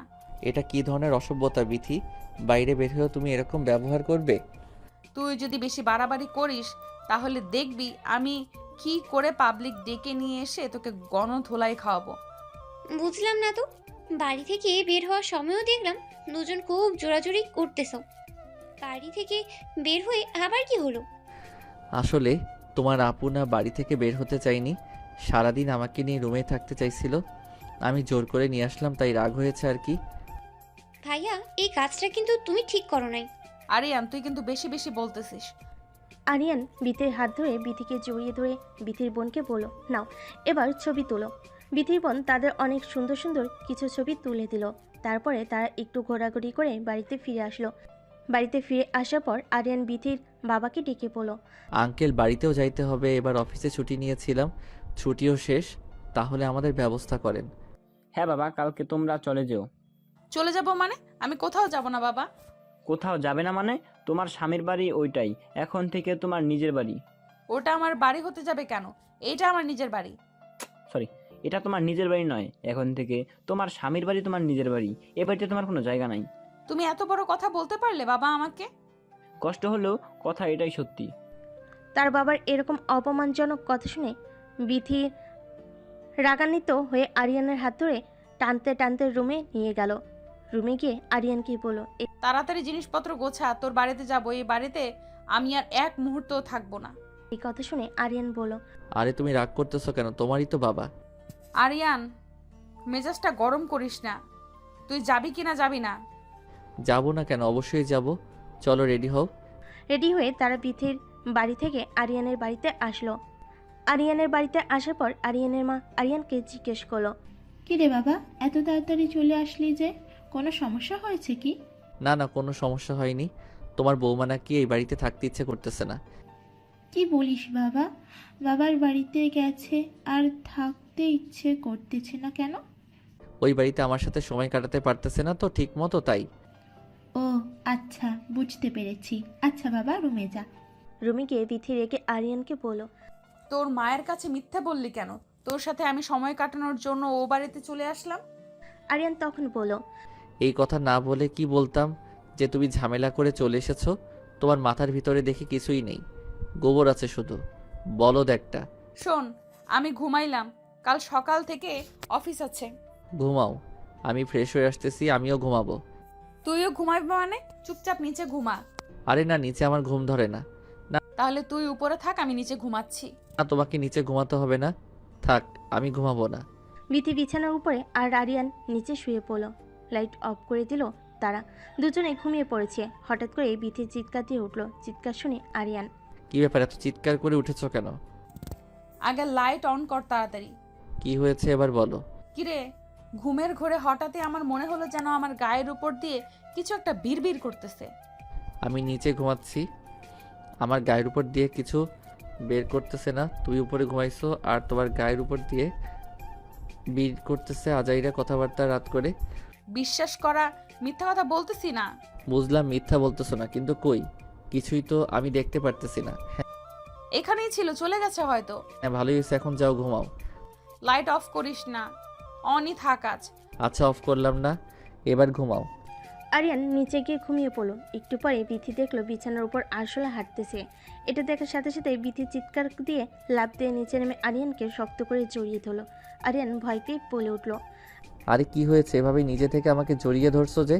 আমার বিছানার উপর আরশোলা। কোথায় আসলা দেখি, কই এখানে তো কিছুই নেই। এইখানেই ছিল, বিশ্বাস কর, আমি নিজের চোখে দেখলাম, এখান থেকে হাঁটাহাঁটি করতেছে। শুধু তুমি দেখলে হবে, আমাকে তো দেখতে হবে। কই দেখছি, আমাকে দেখাও। সত্যি তো, এখানেই তো ছিল, কই গেল? এমনি বললেই তো হয়, তোমাকে ছাড়া আমার ঘুম ধরতেছে না, আমাকে জড়িয়ে ধরতে ইচ্ছে করতেছে, তা না বলে এত বাহানা করতে হবে কেন? শোন, আমার তোকে জড়িয়ে ধরার কোনো ইচ্ছে নেই, কিন্তু সত্যি এখানে আসলে ছিল। আচ্ছা এখন তো নেই, এখন যাও ঘুমাও, আমাকে ঘুমাতে দাও। না, আমি আর ওখানে ঘুমাবো না, আমি এখানেই ঘুমাবো। আচ্ছা তুমি এখানে ঘুমাও, তাহলে আমি উপরে গেলাম। উপরে যাইবা মানে? উপরে যেতে হবে না, তুই আমার সাথে ঘুমা। সত্যি আমি তোর সাথে ঘুমাবো? হ্যাঁ ঘুমাগা, শুধু ঘুমাবি, ঘুমাতে বলছি, এর মানে এই নয় যাতে উল্টাপাল্টা কিছু একটা করবি। আরে না, কি যে বলো, কি করব? আসলে দেখে আমার খুব ভয় লাগে। আচ্ছা এখন তো আমি আছি, আসলে দেখলে মেরে ফেলবো নি, তুমি ঘুমাও। শোন, তুই ঘুমাস না প্লিজ, আগে আমি ঘুমাই, তুই জেগে থাক। মানে কি তুমি ঘুমাইবা আর আমি জেগে জেগে তোমাকে পাহারা দিব? এত রাতে এমন করিস না প্লিজ, আগে আমি ঘুমাই। আল্লাহ কি মুসিবতে পড়লাম। ঠিক আছে ঘুমাও, জেগে আছি। আরিয়ানকে জাগিয়ে রেখে বিথি ঘুমিয়ে পড়ল। ঘুমন্ত বিথিকে দেখতে এত সুন্দর লাগতেছে। আরিয়ান মুগ্ধ হয়ে বিথির দিকে তাকিয়ে আছে। তাকিয়ে থাকতে থাকতে হঠাৎ লাইটটা অফ করে দিয়ে আরিয়ান বিথির ঘাড়ে তার মাথাটা রাখলো। বিথির হাতের ভিতর তার হাতটা দিল। বিথির গলায় নিচ দিয়ে আরিয়ান তার ঠোঁটের আলতো পরশ দিল। বিথি বুঝতে পারলো আরিয়ান তার শরীরে স্পর্শ করতেছে। বুঝতে পেরেও সেও কিছু বলতে পারতেছিল না। আরিয়ান আস্তে আস্তে বিথির সারা শরীর কিস করলো। বিথির তখন ঘুম ভেঙে গেল। আরিয়ানকে জিজ্ঞেস করলো। আরিয়ান, কি করছো এটা? তোমার না আমাকে পাহারা দেওয়ার কথা? পাহারাই তো দিচ্ছি তোমাকে। এটা কেমন পাহারা দেওয়া? তো কাছে এসেছো কেন তুমি? তুমি এতটা বেশি সুন্দর, তোমার দিকে তাকিয়ে থাকতে নিজেকে আর কন্ট্রোল করতে পারলাম না। তুমি কি আমাকে ভালোবাসো? খুব বেশি ভালোবাসি। তাহলে আসো, আমার আরো কাছে আসো। আরিয়ান বিথির আরও অনেকটা বেশি কাছে গেল। সারা রাত্রি তাকে অনেক আদর করলো। দুজন মিলে অনেক এনজয় করলো। সকালে ঘুম থেকে উঠে বিথি দেখলো তার শরীরে কোনো জামা কাপড় নেই। আরিয়ানের গায়েও কোনো জামা কাপড় নেই। অগোছালো হয়ে আছে রুমটা। বিথি দেখে অবাক হয়ে গেল। এটা কি হয়েছে রাতে? কি হয়েছে আমার সাথে? এসব ভেবে সে অনেক কান্না করতে শুরু করলো। তখন আরিয়ান জেগে গিয়ে বিথিকে জিজ্ঞেস করলো। কি ব্যাপার বিথি, সকাল সকাল এভাবে কান্না করতেছো কেন? কান্না করবো না মানে? তুই কি করছিস রাতে আমার সাথে? কই কি করেছি? কিছুই তো করিনি। কিছু করিসনি? তাহলে আমার শরীরের জামা কাপড় কোথায় গেল? আর তুই এইভাবে আমাকে জড়িয়ে ধরে আছিস কেন? আরে মনে নেই তোমার, আগে তুমি আমাকে কাছে টানলে তাই তো আমি তোমার কাছে গেলাম। দেখো, একদমই মিথ্যা অপবাদ দিবে না আমাকে। আমি কখনোই তোমাকে আমার কাছে টানি নাই। টেনেছো? তোমার মনে পড়তেছে না হয়তো, মাথা ঠান্ডা করে মনে করো, দেখো মনে পড়ে যাবে। আমি আসলে দেখে ভয় পাই, তাই তোকে একটু জেগে থাকতে বলেছিলাম, আর তুই আমার সুযোগের সদ্ব্যবহার ওইভাবে নিলি। দেখো বিথি, যা হয়েছে আমাদের মধ্যে তোমার ইচ্ছাতেই হয়েছে। ও, এখন আমার ইচ্ছেতে হয়েছে না? বুঝেছি, এখন তোমার মাথা ঠিক নেই, তাই তুমি এসব উল্টাপাল্টা কথা বলতেছো। যা উঠে ফ্রেশ হও, আমাদের আজ অফিসে যেতে হবে। বিথি বিছানা থেকে উঠে গোসল করে ফ্রেশ হয়ে অফিস ড্রেস পরে রেডি হলো। আরিয়ান রেডি হলো। তার দুজনেই সকালে নাস্তা করে অফিসে যাওয়ার জন্য বের হলো। অফিসে যাওয়ার পর সবাই বিথি আরিয়ানকে কনগ্রাচুলেশন জানালো। তাদের বিয়ের জন্য সবাই আরিয়ানকে বলতেছিল কায়দা করে অফিসে বসকে বিয়ে করে বউ বানিয়েছে আলী। সবার মুখে এমন কথা শুনে বিথির প্রচুর রাগ হচ্ছিল। রাগান্বিত হয়ে তার চেয়ারে গিয়ে বসলো। বসে বসে ভাবতেছিল কিভাবে আরিয়ানকে শাস্তি দেওয়া যায়, কিভাবে সাহায্য করা যায় ভাবতে ভাবতে বিথি আরিয়ানকে ডেকে পাঠালো। কি ডেকেছো আমাকে? শুয়োরের বাচ্চা, তুই কাকে নাম ধরে ডাকিস আর আমাকে তুমি তুমি করে বলতেছিস যে? সাহস তো তোর কম না? বিথি, অফিসে অনেক মানুষজন আছে, তাদের সামনে তুমি এ কি ব্যবহার করতেছো? এটা তোর বাড়ি নয়, এটা আমার অফিস। অফিসে আমাকে সবাই যেভাবে সম্মান দেয় তুইও ঠিক সেইভাবে সম্মান দিবি। বিথি, এই কথাটা তুমি আমাকে ভালোভাবে বলতে পারতে। এভাবে ডাক ছেড়ে সবার মধ্যে বলার কিছু ছিল না। কেন, তোর লজ্জা হচ্ছে নাকি? 2 টাকার ফকিন্নির বাচ্চা অফিসে আসলে এরকম কথা হজম করতেই হবে। ম্যাম, আপনি কিন্তু বেশি বেশি বলতেছেন। ঠিক এইভাবে গলা নিচু করে আমার সাথে কথা বলবে। আচ্ছা ম্যাম, আর কিছু কি বলবেন নাকি আমি এখন যাব? যাবে মানে? তোকে কি যেতে বলেছি? যা, আমার জন্য চা নিয়ে আয়। আমি চা করব কেন? চা করার কি মানুষ নেই অফিসে? হাজার হলেও তুই আমার সম্পর্কে স্বামী হোস না।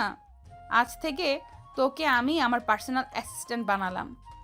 সরি ম্যাম, আমি আমার যোগ্যতায় এই চাকরি পেয়েছি, আপনার পার্সোনাল অ্যাসিস্ট্যান্ট হওয়ার জন্য নয়। বেয়াদব, তুই আবার মুখে মুখে কথা বলিস। ম্যাম, আপনি যাই বলেন, আমি আপনার পার্সোনাল অ্যাসিস্ট্যান্ট হব না। আরিয়ানের এমন কথা শুনে বিথি অফিসের সবার সামনে আরিয়ানে গেলে ঠাস করে একটা চড় মেরে দিল। আরিয়ান অবাক হয়ে গেল বিথির এরকম আচরণ দেখে। তখন বিথি আরিয়ানের মুখের উপর সাসমিন লেটার ছুঁড়ে দিল। অফিসের সবাই তখন লেটারটা হাতে তুলে নিয়ে পড়ল। বিথি, অফিস থেকে আমি চলে যাচ্ছি আজ, আর সবার সামনে একটা প্রতিজ্ঞা করে গেলাম, তোর এই অহংকার আমি একদিন ভেঙে চুরে ছাই করে দেব। হ্যাঁ, যা যা, চেনা আছে, বেশি কথা না বলে কাজ করে দেখা। তবে যেটা করলেন আপনি, এটা ঠিক করলেন না, এজন্য আপনাকে পস্তাতে হবে। কি পস্তাতে হবে শুনি? তোর বাড়ির ভয় দেখাচ্ছিস যে তোর বাড়িতে গেলে তুই আবার আমার সাথে কুত্তার মতো ব্যবহার করবি? আমি কখনোই আপনার সাথে কুত্তার মতো ব্যবহার করি নাই, জাস্ট আমার ভালোবাসাটা বোঝাতে চাইছি, আমাদের যে সম্পর্ক এটা বোঝাতে চাইছি। কিসের আমাদের সম্পর্ক? আমাদের কোনো সম্পর্ক নেই। তুই টাকার লোভে আমাকে বিয়ে করেছিস। আপনার মতো কুৎসিত মন মানসিকতার একটা মেয়েকে আমি টাকার লগে কোনোদিনও বিয়ে করতাম না। যদি আমি একটু জানতে পারতাম যে আমার বিয়েটা আপনার সাথে, আমি কখনোই বিয়ে করতাম না। মুখে এইসব কথা বলাই যায়? আমার দুয়ারে একদিন আপনাকে আসতেই হবে, এই কথাটা আগে বলে গেলাম। এই কথা বলে আরিয়ান অফিস থেকে বের হয়ে গেল।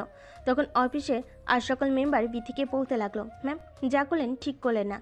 কাজটা আরিয়ান খুব ভালো করে করে, ছেলেটাও খুব মেধাবী, তাকে এভাবে বের করে দেওয়া আপনার উচিত হয়নি। রেকিকে বিথি বলে। আমি কি করব না করব তোদের কাছ থেকে শিখতে হবে? তখন সবাই বলল, ম্যাম আপনার পারিবারিক সমস্যা অফিস পর্যন্ত নিয়ে আসার কোনো দরকার ছিল না, এতে করে অফিসের পরিবেশ নষ্ট হচ্ছে। আপনি অফিসের বস, আপনাকে দেখে সবাই শিখতেছে। বিথি কারোর সাথে কোনো কথা না বলে অফিস থেকে বের হয়ে তার বাবার বাড়িতে চলে যায়। বিথি মা তাকে দেখে জিজ্ঞেস করে, কিরে মা, এই অবস্থায় কোত্থেকে আসছিস? জামাই কই? আমার জামাই মরছে মা, ওর খবর আমার কাছে নেই। আমার মেজাজটা এমনি ভালো নাই, রুমে যাব। এভাবে কেন কথা বলতেছিস? কি হয়েছে? জানোয়ারকে আমি আমার অফিস থেকে বের করে দিয়েছি। এটা তুই কি করেছিস? এটা তোর বাবা শুনলে খুব রাগ করবে। আমার যেটা ভালো মনে হয়েছে আমি সেটাই করেছি। এটা কে কি মনে করলো না করলো তাতে আমার কিছুই যায় আসে না। আচ্ছা, ঠান্ডা মাথা কর, যা রুমে গিয়ে ফ্রেশ হয়ে ড্রেস চেঞ্জ করে নিচে আয়, খাবার দাও বার কর আগে, তারপর কথা হবে। খাবো না মা, পরে খাবো, আমি একটু একা থাকবো। মাসুন, মাথা ঠান্ডা করে রুমে গিয়ে আরিয়ানকে ফোন দে, দিয়ে শুনো কোথায়। আমি পারবো না মা, তোমার ইচ্ছা হয় তুমি ফোন করো। এই কথা বলে বিথির রুমে চলে গেল। বিথির মায়ের তখন খুব টেনশন হচ্ছিল, তাই সে আরিয়ানের কাছে ফোন দিল, অনেকবার ফোন দিল, কিন্তু আরিয়ান ফোন রিসিভ করলো না। আড়াল থেকে বিথির সব কিছু দেখতেছিল, আর এটা শোনার চেষ্টা করতেছিল যে আরিয়ান কোথায় গেল। ফোন ধরলো না, খুবই টেনশন হচ্ছিল। তারপর বিথির রুমে গিয়ে ফোনটা হাতে নিয়ে আরিয়ানের এক বন্ধুর কাছে ফোন দিয়ে বিথি বলল, হ্যালো, আসসালামু আলাইকুম। আসসালামু আলাইকুম ভাবি, কি অবস্থা, কেমন আছেন? জি আলহামদুলিল্লাহ ভাইয়া, ভালো আছি। হঠাৎ করে ফোন দিলেন যে, কিছু হয়েছে কি? সব ঠিক আছে? অনেকক্ষণ হয়ে গেল আরিয়ান ফোন ধরতেছে না। ও, এই কথা। কোনো সমস্যা নেই, আমি এখনই ফোন দিয়ে জানাচ্ছি ও কোথায় আছে। আচ্ছা ভাইয়া, আর প্লিজ ওকে বলবেন যেন যেখানেই থাকুক, যে কেউ ফোন দিলে যেন ফোনটা রিসিভ করে, আর সাবধানে থাকতে বলবেন। ভাবি, কিছু মনে না করলে একটা কথা বলবো। জি, কিছু মনে করব না, বলেন। আপনাদের মধ্যে কি কিছু হয়েছে নাকি? এভাবে কেন কথা বলতেছেন? হ্যাঁ, ওই একটু ঝামেলা হয়েছে পার্সোনাল। আচ্ছা ভাবি, টেনশন করবেন না, আমি আপনাকে জানাচ্ছি। থ্যাংক ইউ ভাইয়া। এই বলে বিথি ফোন কেটে দিল। খুবই টেনশন করতেছিল আরিয়ান কই গেল না গেল। ভাবতে ভাবতে তার মাথায় হঠাৎ করে একটা বুদ্ধি আসলো। আরিয়ান তো বাড়িতে যাইতে পারে, তাই সে দেরি না করে আরিয়ানের বাবার কাছে ফোন দিল। আরিয়ানের বাবা কল রিসিভ করে বলল, আঙ্কেল আসসালামু আলাইকুম। হেমা বলো, অনেকক্ষণ হয়ে গেল, তোমার দুইজনই তো অফিস থেকে আসতেছে না? আজ অফিসে কি অনেক বেশি কাজ করছো? কেন আঙ্কেল, আপনার ছেলে বাসায় যায়নি? না তো, কেন? ও কি আগে বের হয়ে এসেছে তোমাকে রেখে? কি বদমাস ছেলেটা, কোনো রকমের বিবেক নেই। নতুন বউকে কেউ একা রেখে চলে আসে? কোনো সমস্যা নেই আঙ্কেল, ও তো অনেকক্ষণ আগেই বের হয়ে গেছে। ফোনটা বন্ধ, তাই ভাবলাম আপনাকে ফোন দিয়ে জানি ও কোথায় আছে। ও কি বলো, ফোনটা বন্ধ করে রেখেছে কেন? কাণ্ডজ্ঞান নেই ছেলেটার। আঙ্কেল, আমি আসলে বাড়িতে এসেছি। বাড়িতে গিয়েছে মানে? অফিসের কাজ শেষ করে বাড়িতে এসেছি। মা, তোমাদের মধ্যে আবার কিছু হয়েছে নাকি? আমাকে বলো। শোনেন আঙ্কেল, আপনার কাছ থেকে কিছু লুকাবো না। আপনার ছেলেকে আমি সাসপেন্ড করে দিয়েছি। কি বলো এটা বৌমা? তুমি এটা কি করেছো? কাজটা কিন্তু ঠিক করো নাই। আপনার ছেলের অনেক বেশি অহংকার, তার অহংকার আমি গুড়িয়ে দিয়েছি। সে আমাকে চ্যালেঞ্জ করেছে, সে নাকি আমার থেকে বড় কিছু হয়ে দেখাবে। তাই বলে তুমি এভাবে সাসপেন্ড করে দিবা? আমি বাধ্য হয়েছি। কে জানে রাগের মাথায় ছেলেটা কই গেল। আচ্ছা তুমি ফোন রাখো, আমি আরিয়ানের খোঁজ করি। এই বলে আরিয়ানের বাবা ফোন কেটে দিল। বিথির সাথে আর বেশি কথা বলল না। তারা সবাই মিলে আরিয়ানকে বহুবার ফোন দিল। আরিয়ান ফোন রিসিভ করলো না, ফোন সুইচ অফ বলল। আরিয়ানের বাবা সকল আত্মীয় স্বজন বন্ধু বান্ধব সবাই কাছে ফোন দিল, কিন্তু কোনোভাবে আরিয়ানের খবর পাওয়া গেল না। বিথিও অনেকভাবে আরিয়ানের খবর নেওয়ার চেষ্টা করলো, কিন্তু কোনোভাবেই কোনো খবর মিলল না। এভাবে কেটে গেল 2 বছর। 2 বছর পর আরিয়ান বাড়িতে এসে বাড়ির দরজার কলিং বেল বাজালে আরিয়ানের মা দরজা খুলে আরিয়ানকে দেখে হামা করে কেঁদে উঠল। ছেলেকে জড়িয়ে ধরে বলল, এই 2টা বছর কই ছিলি বাবা? 2টা বছর কই ছিলাম আমি নিজেই জানি না। কিভাবে পারলি তুই আমাদের সবাইকে ছেড়ে 2টা বছর পার করে দিতে? কষ্ট তো হয়েছে, কিন্তু কিছু করার ছিল না। আমি নিরুপায় ছিলাম। এই মেয়েটার ওপর রাগ করে তুই আমাদের সবাইকে ভুলে গিয়েছিলিস? বাবা কই, মা আর বিথি ও কই থাকে? তোমাদের সাথে যোগাযোগ করে না? 2টা বছরে বিথি তোকে অনেক খুঁজেছে বাবা। মেয়েটা নিজের ভুল বুঝতে পেরেছিল। জীবনে কষ্ট না করলে বুঝছো মা, কোনো সফলতা পাওয়া যায় না। কি হয়েছিল তোর বাবা, সে কথা বল। ঢাকাতে ছিলাম মা। ঢাকাতে ছিলি, এত খোঁজাখুঁজি করার পরে তোর কোনো খোঁজ খবর পেলাম না। মা, মানুষ যদি হারিয়ে যায় তাহলে তাকে খুঁজলে পাওয়া যায়, কিন্তু কেউ যদি নিজের ইচ্ছায় লুকিয়ে থাকে তাকে কোনোভাবেই খুঁজে পাওয়া সম্ভব নয়। কি এমন হয়েছিল যে 2টা বছর আমাদের সবাইকে ছেড়ে আলাদা থাকতে হলো? মা, তোমার অহংকারী বড়লোক বৌমার অহংকার ভাঙাতে সাফল্য অর্জন করে নিয়ে আসলাম। মানে তোর কথার মানে বুঝলাম না। বিথি আমাকে বলেছিল আমার নাকি ওকে টেক্কা দেওয়ার মতো যোগ্যতা নেই, তাই আমি ওর যোগ্য হয়ে আসলাম। বাবা, বিথি 2 বছরে তোর জন্য অনেক বেশি ছটপট করেছে। মানুষ মাত্রই তো ভুল হয়। কেন মা, ও নতুন করে সংসার সাজায়নি? না, ওকে অনেকবার বলেছিলাম তুমি আবার তোমার নতুন জীবনটাকে নতুন করে শুরু করো। ও কি তোমাদের কথা শুনেনি? না, ও সব সময় বলেছে তোর জন্য শেষ পর্যন্ত অপেক্ষা করবে। ও আমাদের বাড়িতে আসে না? আসে, মাঝে মাঝে আমাদের খোঁজ খবর নিয়ে যায়। ছুটকি কোথায় মা? ও বিথিদের বাড়িতে গেছে। কেন? বিথিদের বাড়িতে কেন গেছে? কাল বিথির কোম্পানি নিলামে উঠতেছে। কি বললে, তাই নাকি? তার এত গর্ভের আর সোহাগের কোম্পানি নিলাম করে দিচ্ছে যে? জানি না, তবে ওর আর এসব করতে নাকি ভালো লাগে না। কাল আমি সেই বিথির কোম্পানি কিনে নিচ্ছি মা। বিথির কোম্পানি নিচ্ছিস মানে? এত টাকা তুই পাইলি কই? মা, তোমার ছেলে এখন আগের মতন নেই। 2টা বছর একটা মানুষকে পরিবর্তন করার জন্য অনেক কিছু। সবই বুঝলাম, কিন্তু তুই এত টাকা পাইলি কই? আর তুই কি করিস? মা, তোমার ছেলে এখন ঢাকার সবচেয়ে বিখ্যাত RS কোম্পানির বস। তোমার ছেলের আন্ডারে এখন বিথির মতো 5-10টা কোম্পানি থাকে। বাবা, আজ তোর জন্য গর্বে আমার বুকটা ফুলে উঠল। মা, দোয়া করো অহংকার এই মেয়েটার মুখের উপর যেন উচিত জবাব দিতে পারি। না বাবা, ওই মেয়েটা অনেক কিছু সহ্য করেছে এই 2 বছরে। ও চাইলে কিন্তু অন্য একটা ছেলের হাত ধরে চলে যেতে পারতো, কিন্তু যায়নি। তোর জন্য অপেক্ষা করেছে। সে নিজের ভুল বুঝতে পেরেছে। তোর আবার ওকে নতুন করে কাছে টেনে নেওয়া উচিত। মায়ের মুখে এমন কথায় আরিয়ান কিছু না বলে রুমে চলে গেল। রুমে গিয়ে সারা রাত ভাবলো বিথির কথা। আরিয়ান সিদ্ধান্ত নিল যা হওয়ার হয়েছে, বিথিকে আবাসে ঘরে তুলবে, তাদের সংসারটা আবার নতুন করে শুরু করবে। পরের দিন সকালে আরিয়ান রেডি হয়ে বিথির কোম্পানি নিলামের কনফারেন্সে যাওয়ার জন্য বের হলো। কনফারেন্সে যেতে যেতে অনেকটা লেট হয়ে গিয়েছিল। অনুষ্ঠানের ভিতর ঢোকার পরে আরিয়ান দেখলো সমস্ত লোকজন এসে বসে পড়েছে, তার জন্য সবাই অপেক্ষা করতেছে। তার আসাতে লেট হয়েছে। হাজার হাজার মানুষের মধ্যে বিথি আরিয়ানকে দেখে বলল, তুমি এতদিন কই ছিলে জানো? তোমাকে কত খুঁজেছি। কেন আমাকে খুঁজবে কেন? তোমার জীবন থেকে তো চলেই গিয়েছিলাম। জীবনটা আবার নতুন করে সাজিয়েছো নিশ্চয়ই। না, ওই শরীরে যে একবার টাচ করেছে, এই শরীরে অন্য কোনো পুরুষ আর কখনো টাচ করতে পারবে না। অহংকার ভেঙেছে তাইলে তোমার? তোমাকে হারানোর পর জীবনের মূল্য বুঝতে পারলাম। তোমাকে টেক্কা দেওয়ার জন্য জীবনের 2টা বছর লড়াই করলাম, এত তাড়াতাড়ি হার মেনে নিলে? আমার ভুল হয়ে গেছে, প্লিজ আমাকে ক্ষমা করে দিও। তোমার কাছে টেনে নাও। 2 বছরে মানুষের এত পরিবর্তন? তাদের কথা শেষ না হতেই বিথি সমস্ত লোকের মাঝে আরিয়ানকে জড়িয়ে ধরল। জড়িয়ে ধরে ফুপিয়ে ফুপিয়ে কান্না করতে শুরু করলো। বুঝতে পেরে তাকে বুকে টেনে নিল।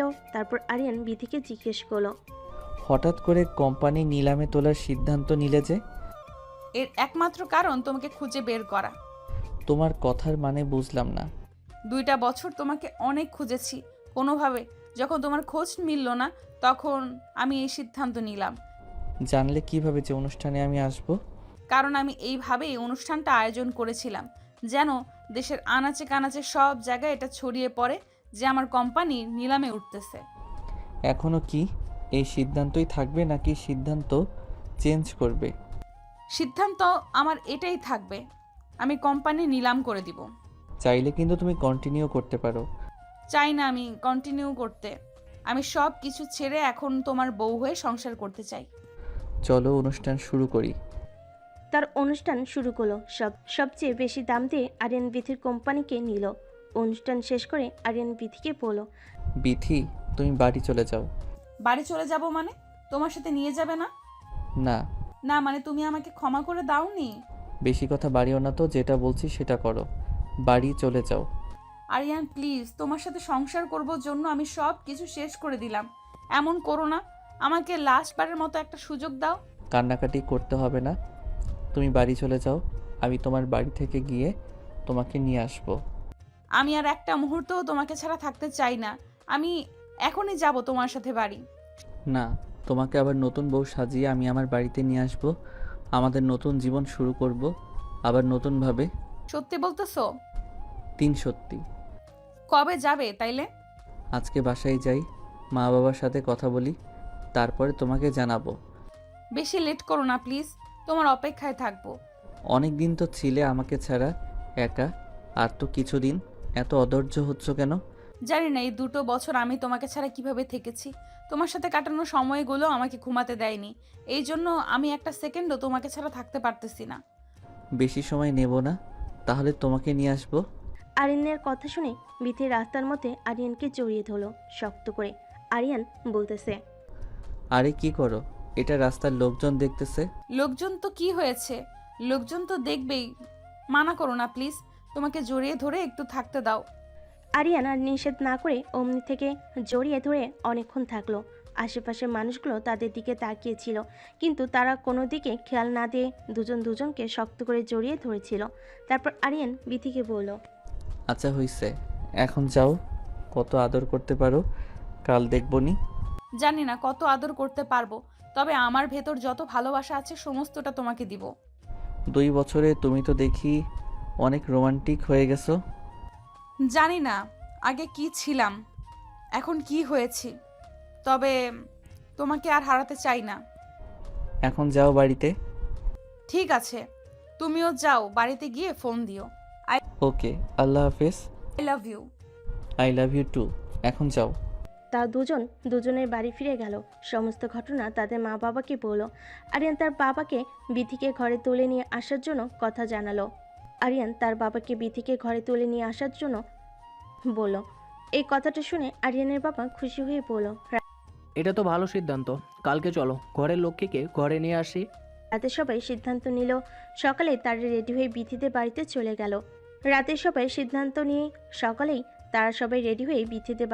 গেল। আরিয়ান সুন্দর করে পর সেজেছে, আর বিথিও সুন্দর করে বসে আছে। দুজনের হাসি দেখে যেন সারা দুনিয়া হাসতেছে। নতুন করে আবার তাদের বিয়ে হলো। বিথিকে নিয়ে আসলো আরিয়ানের বাসায়।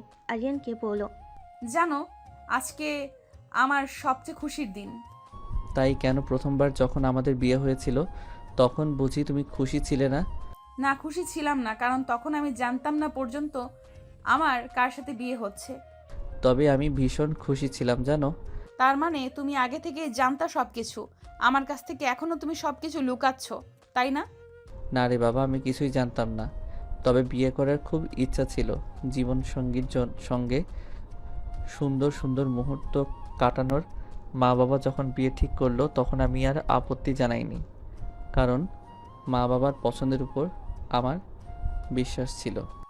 এত এক্সাইটেড ছিলে, বুঝলাম মা বাবা পছন্দের উপর তোমার বিশ্বাস ছিল, তবুও একবার কার সাথে বিয়ে হচ্ছে তাকে তুমি দেখতে চাইবে না? হ্যাঁ, দেখতে চেয়েছিলাম। পরে কি হলো দেখোনি? না, বাবা দেখায়নি, বলল সারপ্রাইজ, একবারই দেখো। তুমি দেখতে চাইবা না? না, আমি আর জোর করিনি। তার মানে প্রথমবারের বিয়েতে তুমি খুশি ছিলা, এই বিয়েতে খুশি হওনি? এই বিয়েতে অনেক বেশি খুশি হয়েছি, কারণ এবার তুমি ভালোবেসে আমার হাত ধরেছো। আজ আমাদের বাসর রাত, এসব কথা বলেই কি রাত পার করে দিবা? তা নয়তো কি, আজ কিছু করব না, তোমাকে জড়িয়ে ধরে আরাম করে একটা ঘুম দিব। বিথি তখন বলল, তোমার হচ্ছে, দাঁড়াও। আমি বউ সেজে এতক্ষণ বসে আছি তোমার অপেক্ষায়, আর তুমি এখন ঘুমাইবা না? ঘুমানোর জন্মের স্বাদ তোমাকে মিটিয়ে দিচ্ছি। তাড়াতাড়ি আমার কাছে আসো, আমাকে আদর করো। কিভাবে আদর করব তোমাকে? কেন তুমি জানো না? এর আগে কখনো আদর করনি? কথাটা শুনে আরিয়ান বিথিকে জড়িয়ে ধরে বিছানায় নিয়ে গেল। তারপর তার শরীর থেকে কাপড়টা খুলে বিছানার সাইডে রেখে দিল। লাইটটা অফ করে দিয়ে ঝাঁপিয়ে পড়ল, আটকালো না। তবে এর মধ্য থেকে অনেকবার জিজ্ঞেস করেছিল, তোমার কষ্ট হচ্ছে? কষ্ট হলে আমাকে বলতে পারো। কিন্তু বিথি বলল, না, আমার কষ্ট হচ্ছে না, তুমি তোমার সবটা দিয়ে আমাকে আদর করো। সারা রাতে এভাবে কাটার পর সকালে ঘুম থেকে উঠে বিথি বলল, আরিয়ান ওঠো, ফ্রেশ হবা না? অনেক বেলা হয়েছে। দেখো, সারাটা রাত অনেক কষ্ট করেছি, একটু ঘুমাইনি। এখন আমাকে ঘুমাতে দাও। যাও, তুমি ফ্রেশ হও। ইস, সারা রাত তুমি কি কষ্ট করলা শুনি? কতটা কষ্ট যে আমার হয়েছে এটা আমি বুঝছি। তোমার তো কিচ্ছু হয়নি, তুমি শুধু মজা নিয়েছো। লজ্জা নেই তোমার? না মুখে কিছু আটকায় না? ওঠো এখন। যাও, তুমি আগে ফ্রেশ হও, আমি আইতেছি। আমি যে কখন উঠছি তুমি জানো? উঠে ফ্রেশ হইছি, চোখ খুলে দেখো আমি শাড়ি পরেছি। বিথি এই কথা বলার সাথে সাথেই আরিয়ান চোখ খুলে বিথির দিকে তাকালো। বেশ সুন্দর করে একটা শাড়ি পরেছে। ভেজা চুলে বিথিকে দেখতে একজন পরীর মতো লাগছে। আরিয়ান অপরূপ দৃষ্টিতে বিথির দিকে তাকিয়ে আছে। কেন আরিয়ান বিথির কথার উত্তর না দিয়ে হাত ধরে টান দিয়ে তার পাশে বসলো, জড়িয়ে ধরে তার কপালে আলতো করে একটা চুমু দিল। তখন বিথি বলল, ইস, তোমার শরীর এখনো অপবিত্র। চলো তোমাকে মাখিয়ে দিই। এখন না, মাত্র গোসল করেছি না। তো কি হয়েছে, আবার দুজন একসাথে গোসল করব? এত গোসল করলে আমি অসুস্থ হয়ে পড়বো। তুমি কি চাও তোমার বউটা অসুস্থ হয়ে পড়ুক? মোটেও চাই না আমার বউ অসুস্থ হয়ে পড়ুক। এখন ওঠো আর যাও গোসল করে আসো। আচ্ছা, তুমি নিচে যাও, সবার সাথে খেতে বসো, ফ্রেশ হয়ে এখনই আসতেছি। আরিয়ান ফ্রেশ হয়ে নিচে সবার সাথে বসে খাওয়া শেষ করলো। অনেকদিন পর সবাই একসাথে খাবার টেবিলে হাসাহাসি করে খাওয়া দাওয়া শেষ করে আরিয়ান বলল, আমি একটু বাইরে গেলাম, অনেক দিন বন্ধু বান্ধবের সাথে বসে আড্ডা দেওয়া হয় না। এই বলে আরিয়ান বাড়ি থেকে বের হয়ে গেল। বের হওয়ার অনেকক্ষণ পর বিথি আরিয়ানকে ফোন দিয়ে বলল, হ্যালো, হ্যালো, বলো। কই আছো? এই তো বাজারে সবার সাথে বসে আড্ডা দিচ্ছি। কেন, কিছু হয়েছে? বাড়িতে আসবা কখন? এই তো আর একটু পরে চলে আসবো। কেন, কিছু বলবা নাকি? বলো। হ্যাঁ, ওই কিছু কেনাকাটা করা লাগতো। কি লাগবে বলো, এমনি আসতেছি। আসার সময় চায়ের জন্য দুধ নিয়ে এসো, দুধ শেষ। দুধ কিনে নিয়ে আসার কি দরকার, তুমি আছো না? তরকারির লবণও শেষ তরকারিতে, তাই কি দিব? লোকগিরির ভেতরে আছো, তাও আবার ফাজলামি করো না। আমার বউয়ের সাথে আমি ফাইজলামো করব, তাতে লোকজনের কি? হইছে, এখন বেশি কথা না বলে যেটা বললাম সেটা করো। শোনো, আজ বাড়িতে আমার একটা ফ্রেন্ড যাবে, রান্না বান্না একটু আগে থেকে গুছিয়ে রেখো। আচ্ছা, কোনো সমস্যা নেই, মনে করে আসার সময় দুধ নিয়ে এসো কিন্তু। ওকে। দুজনেই কথা বলা শেষ করলো। এদিকে বিথি আরিয়ানের বন্ধুর জন্য কিছু খাবার দাবারের আয়োজন করলো। একটু পর আরিয়ান তার বন্ধুকে নিয়ে বাড়িতে আসলো, চা নাস্তা খাইয়ে দিল। বিথি বসার রুমে ওরা তিনজনে বসে আড্ডা দিচ্ছিল। বিথি আরিয়ানের বন্ধু বিথিকে বলল, তা ভাবি, আপনার এত বড় কোম্পানি বিক্রি করে দিয়ে এভাবে সংসারে মনোযোগ দেন যে? করলাম তো অনেক দিন, তাই ভাবলাম এখন সব কিছু বাদ দিয়ে মন দিয়ে সংসার করি। তো মিষ্টি খাওয়াবেন কবে? মিষ্টি মানে বুঝলাম না। অনেক দিন তো হলো আপনাদের বিয়ের, বেবি নেবেন না? অনেক দিন হইল, আর কোথায় তোমার বন্ধুকে তো সেইভাবে কাছেই পাইলাম না। কাছে পাইলে না মানে, এখনো তো কাছেই আছি। বেবি নেওয়ার জন্য আবার কত কাছে থাকতে হয়। ঠিকই তো বলেছে ভাবি। আরিয়ান কি আপনাকে বাবু দেওয়ার কাজ করতেছে না? কাজ করতেছে না মানে, কাজ একটু বেশিই করতেছে। তাই নাকি? তাহলে এতদিন হয়ে যাওয়ার কথা। না, একটু পরেই ব্যবস্থা নেব। আগে আমরা তো একটু সময় কাটাই। সময় তো অনেক কাটানো হলো, এখন সদস্য কথাটা মাথায় রাখলাম।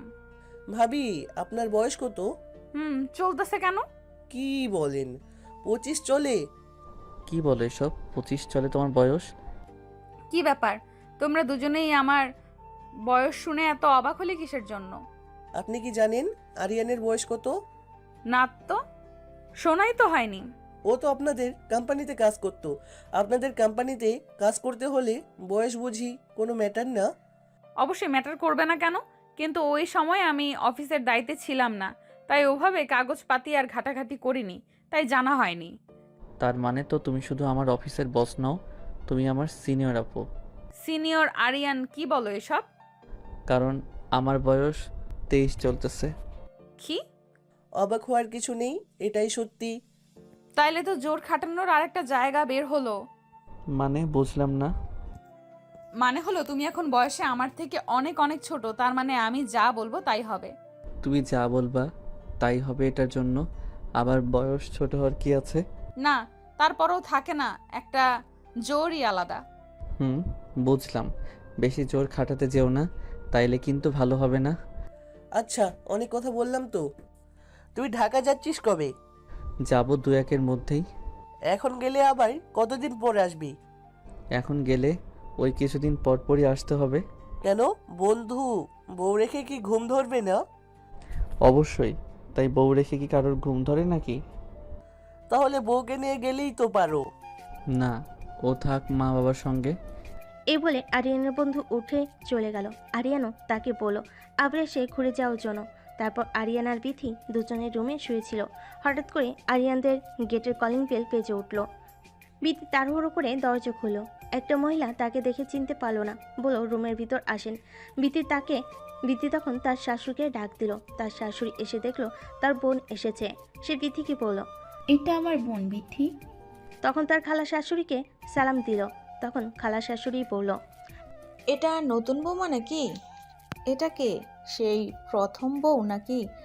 আরিয়ানকে আবার বিয়ে করাইছিস? আরে না না, আবার বিয়ে করাবো কেন? এটাই আমার আগের বৌমা। ও আরিয়ান বাবা তাহলে এতদিন পর বাড়িতে এসে আবার সেই বউকেই নিল? কি বলিস তুই এসব? বৌমার সামনে নিবে না কেন? না, বিয়ের পর তো আরিয়ানকে খুব অবহেলা অপমান করেছে শুনেছি, তাই এখন আবার আরিয়ানের সঙ্গে সংসার করতেছে যে। ও আপা, তুই এসব কথা এখন বাদ দে তো, মাত্র আসলি। চল রুমে চল, ফ্রেশ হয়ে পরে এইসব কথা হবে। হ্যাঁ মা, আপনি যান, ফ্রেশ হয়ে আসেন, আমি আপনাকে খাবার দিতেছি। না, তোমাকে খাবার দিতে হবে না, আমার বোন তো এখনো বেঁচে আছে নাকি? মার তো বয়স হয়েছে, সে তো এখন ওরকম ভাবে কাজ কাম করতে পারবে না। ও সেরকম ভাবে কাজ কাম করতে পারে না বলেই এই সুযোগে তুমি সংসারটা হাতিয়ে নিবে? না না মা, এ কি বলেন? সংসার? অবশ্যই এটা আমার বোনের সংসার, আর সারা জীবন তারই থাকবে। কি যে বলিস না তুই, সারা জীবন কি আমি বেঁচে থাকবো? বেঁচে থাকবি না মানে বেঁচে থাকতেই হবে। তা হয়েছে, এখন যাও তোমার খালা শাশুড়ির জন্য একটু শরবত নিয়ে আসো। আচ্ছা মা, আপনি খালাকে নিয়ে রুমে যান, আমি ঠান্ডা শরবত নিয়ে আসতেছি। আচ্ছা যাও, একটু তাড়াতাড়ি করো। বিতি ঠান্ডা শরবত বানিয়ে তার খালা শাশুড়িকে দিয়ে তার রুমে গেল। মনটা ভার করে বিছানায় বসলো। বিতি মন বার দেখে আরিয়ান বলল। তখন আরিয়ান বলল, কি ব্যাপার, কি হয়েছে? মন ভার কেন? তোমার খালা এসেছে, এসে উনি আমাকে অনেকগুলো কড়া কথা শুনিয়ে দিল। বুঝতে পারলাম না তার মনে আমাকে নিয়ে এত রাগ কিসের। কেমন কেমন জানি একটা কথার ভাষা। বয়স হয়ে গেছে তো, তাই হয়তো একটু এভাবে কথা বলতেছে, কিছু মনে করো না। এ বলে আরিয়ান বিথিকে জড়িয়ে ধরে বিছানায় শুয়ে পড়ল। অনেকক্ষণ বিথিকে চুমু খেলো। বিথি বারবার বলতেছে ঘরের দরজা খোলা, যে কোনো সময় যে কেউ চলে আসবে। বলতে বলতে বিথির খালার শাশুড়ি রুমে এসে দেখলো তারা জড়িয়ে ধরে শুয়ে আছে। এই দেখে আরিয়ানের খালা জোরে চিৎকার করে বিথিকে বলল, আরিয়ান, সি সি সি, ঘরের দরজা খোলা রেখে কি অসভ্যতামি করতেছিস? আরে খালা, তুমি কখন আসলা? আসো, ভিতরে আসো। না না, আর ভেতরে গিয়ে কাজ নেই, রুমের বাইরে থেকেই যা দেখলাম। সরি খালা, কিছু মনে করবেন না প্লিজ। আসেন না, রুমের ভেতরে আসেন। চুপ করো, তোমার লজ্জা শরম কি একদম বিক্রি করে খেয়েছো? খালা এভাবে কথা বলতেছেন কেন? কখন কি করতে হয় তাও দেখি জানিস না তোরা? আচ্ছা খালা, মাথা ঠান্ডা করেন, আসেন বসেন। কি দিনকাল পড়লো রে বাবা, এখনকার ছেলে মেয়ের কোনো লজ্জাই নেই। আর আমাদের সময় একটু হাত ধরতো তাও লজ্জা পেতাম। আপনাদের সময়ের কথা বাদ দেন খালা। আরিয়ান, বড়দের মুখের উপর কিভাবে কথা বলতে হয় তাও জানিস না, আবার মুখে মুখে তর্ক করতেছিস? কি করবো বলেন খালা, আসার পর থেকে আপনি অনেক উল্টাপাল্টা কথা বলতেছেন। কি বলবি তুই? আমি এসে তোদের বিরক্ত করলাম? তা বলি নাই, তবে আপনি হয়তো ভুলে গেছেন কারো রুমে ঢোকার আগে পারমিশন নিতে হয়। বউ পেয়ে তুই এতটা পরিবর্তন হয়ে গেছিস আরিয়ান, তোর রুমের আসার জন্য আমাকে পারমিশন নিতে হবে? শুধু আমার রুম নয় খালা, যে কারো রুমে যাওয়ার আগে অবশ্যই পারমিশন নিতে হবে। এতদিন পর তোদের বাসায় এসে এরকম কথা শুনতে হবে, আগে জানলে কখনোই আসতাম না। খালা কথাগুলো অন্যদিকে নেবেন না প্লিজ, আপনার খারাপ কিছু তো বলা হয়নি। তুমি আমাকে এভাবে অপমান করতে পারলে তোমার বউয়ের সামনে? নব দম্পতির ঘরে ঢোকার আগে অবশ্যই আপনাকে পারমিশন নিতে হবে। ও ফারিয়ান, চুপ করো তো প্লিজ। এভাবে খালার মুখে মুখে কেন কথা বলতেছো? এই মেয়ে, তুমি চুপ করো। তুমি আমাদের কথার মধ্যে কেন কথা বলতেছো? সব কিছু হয়েছে তোমার জন্য। আপনার কথার মানে বুঝলাম না খালা। আসার পর থেকে দেখছি আপনি আমাকে সহ্য করতে পারতেছেন না। কিভাবে সহ্য করব? যে মেয়ে বিয়ের পর স্বামীকে অপমান করে তার ফ্যামিলির কাছ থেকে দূরে রাখে, আর সেই এখন সেই টাকার মানুষ হয়ে গেছে, অমনি আবার তার গলায় ঝুলে পড়েছে, সেই মেয়েকে আমি কিভাবে সহ্য করতে পারি? খালা প্লিজ চুপ করেন, আপনি কিন্তু এখন বেশি বেশি বলতেছেন। আরিয়ানের রুমে এমন কথাবার্তা শুনে আরিয়ানের মা রুমে আসলো। এসে সব কিছু শোনার পরে তার বোনকে বলল, কি ব্যাপার, তুই বিথিকে সহ্য করতে পারতেছিস না যে? আর ওদের রুমে আসার আগে তুই নক করে আসলি না। ওদের সবে মাত্র বিয়ে হয়েছে, ওদের মধ্যে একটু এমন কিছু হতেই পারে। আরিয়ানের খালা তখন বলল, আমার তো জানা ছিল না। আর তুই তোর ছেলের বউকে নিয়ে এত আদিক্ষেতা করছিস কিসের জন্য? এমন বউ আমার হলে আমি কখনো বাড়িতে রাখতাম না। আরিয়ানের মাও এই কথা শুনে বলল, বুবু, ভুল মাত্র মানুষেরই হয়। একটা ভুলের কারণ ধরে এভাবে কোনো মানুষকে শাস্তি দেওয়া উচিত নয়। তুই মাথা ঠান্ডা কর আর চল, বাইরে চল। বলে আরিয়ানের মা আরিয়ানের খালাকে বাইরে নিয়ে গেল। বিতি তখন আরিয়ানকে বলল, আরিয়ান, এইভাবে তুমি খালার সাথে কেন কথা বললা? এইভাবে তোমার কথা বলা উচিত হয়নি।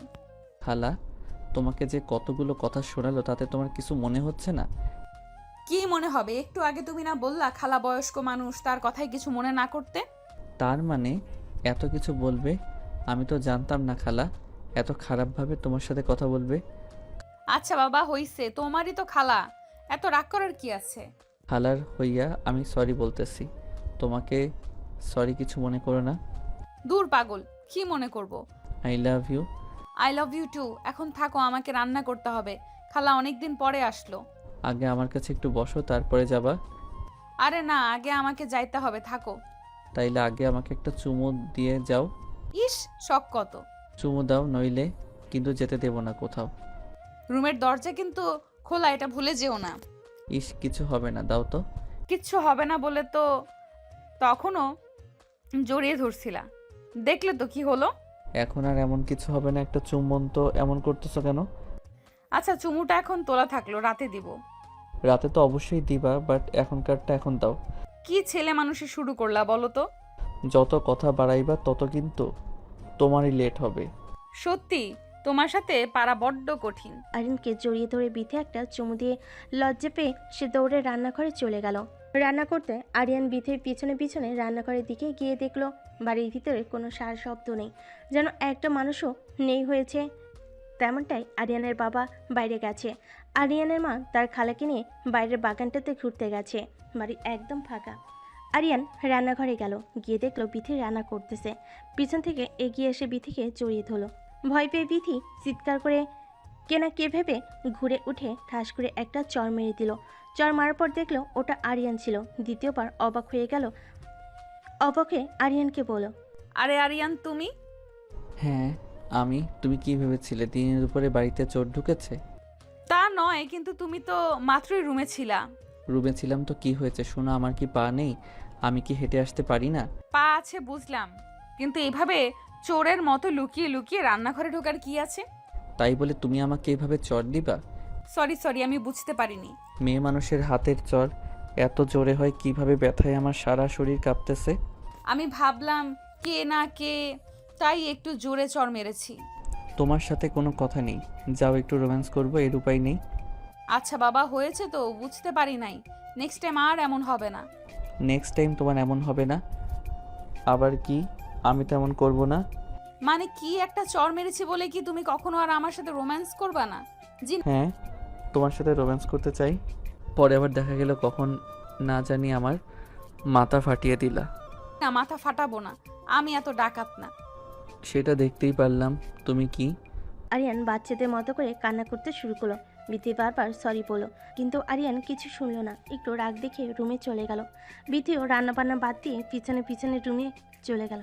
রুমে চলে যাবার পর অনেক করে বুঝিয়ে বলল, আমি বুঝতে পারি নাই, ভুল হয়ে গেছে। কোনো কথা শুনলো না।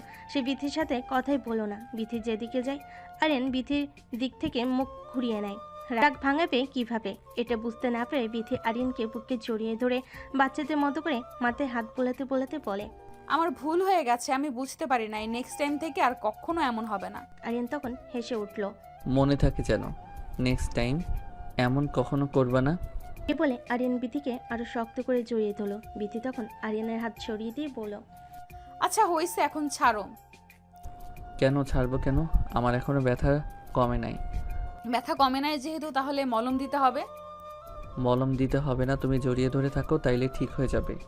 আচ্ছা, এই কথা এখন বুঝলাম, সবই তোমার ধান্দা ছিল, তাই না? ও নিজেই আমাকে মারলা, আবার নিজেই এখন ধান্দা বলতেছো? তা নয় তো কি শুনি। তুমি পেছনে পেছনে কেন রান্নাঘরে গেছো? কেন? আবার আমার বউটা একা একা রান্না করবে, তাই তো আমি একটু হেল্প করতে গেলাম। যে আপনাকে হেল্প করতে পারবে না, আপনি রুমে গিয়ে রেস্ট করেন। এমনিতেই আমাকে মেরেছো, তারপর আবার আমাকে রুমে একা একা রেখে চলে যাচ্ছ। আমি তোমার বড়, তুমি আমার জুনিয়র, তো একটু একটু বড় আপুদের হাতের চর খেতেই হয়। তাই না? বড় আপুদের চর খেতে হয়। তখন আরিয়ান বিথিকে জড়িয়ে ধরে বিথির ঠোঁট তার ঠোঁটের ভিতর নিল। বিথির চোখ বন্ধ করে থাকলো। আরিয়ান ললিপপের মতো করে বিথির ঠোঁট চুষে চুষে খাচ্ছিল।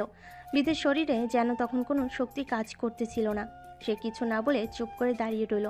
বিথি কিছু বলছে না বলে আরিয়ান অনেকক্ষণ বিথির ঠোঁট তার দখলে রাখলো।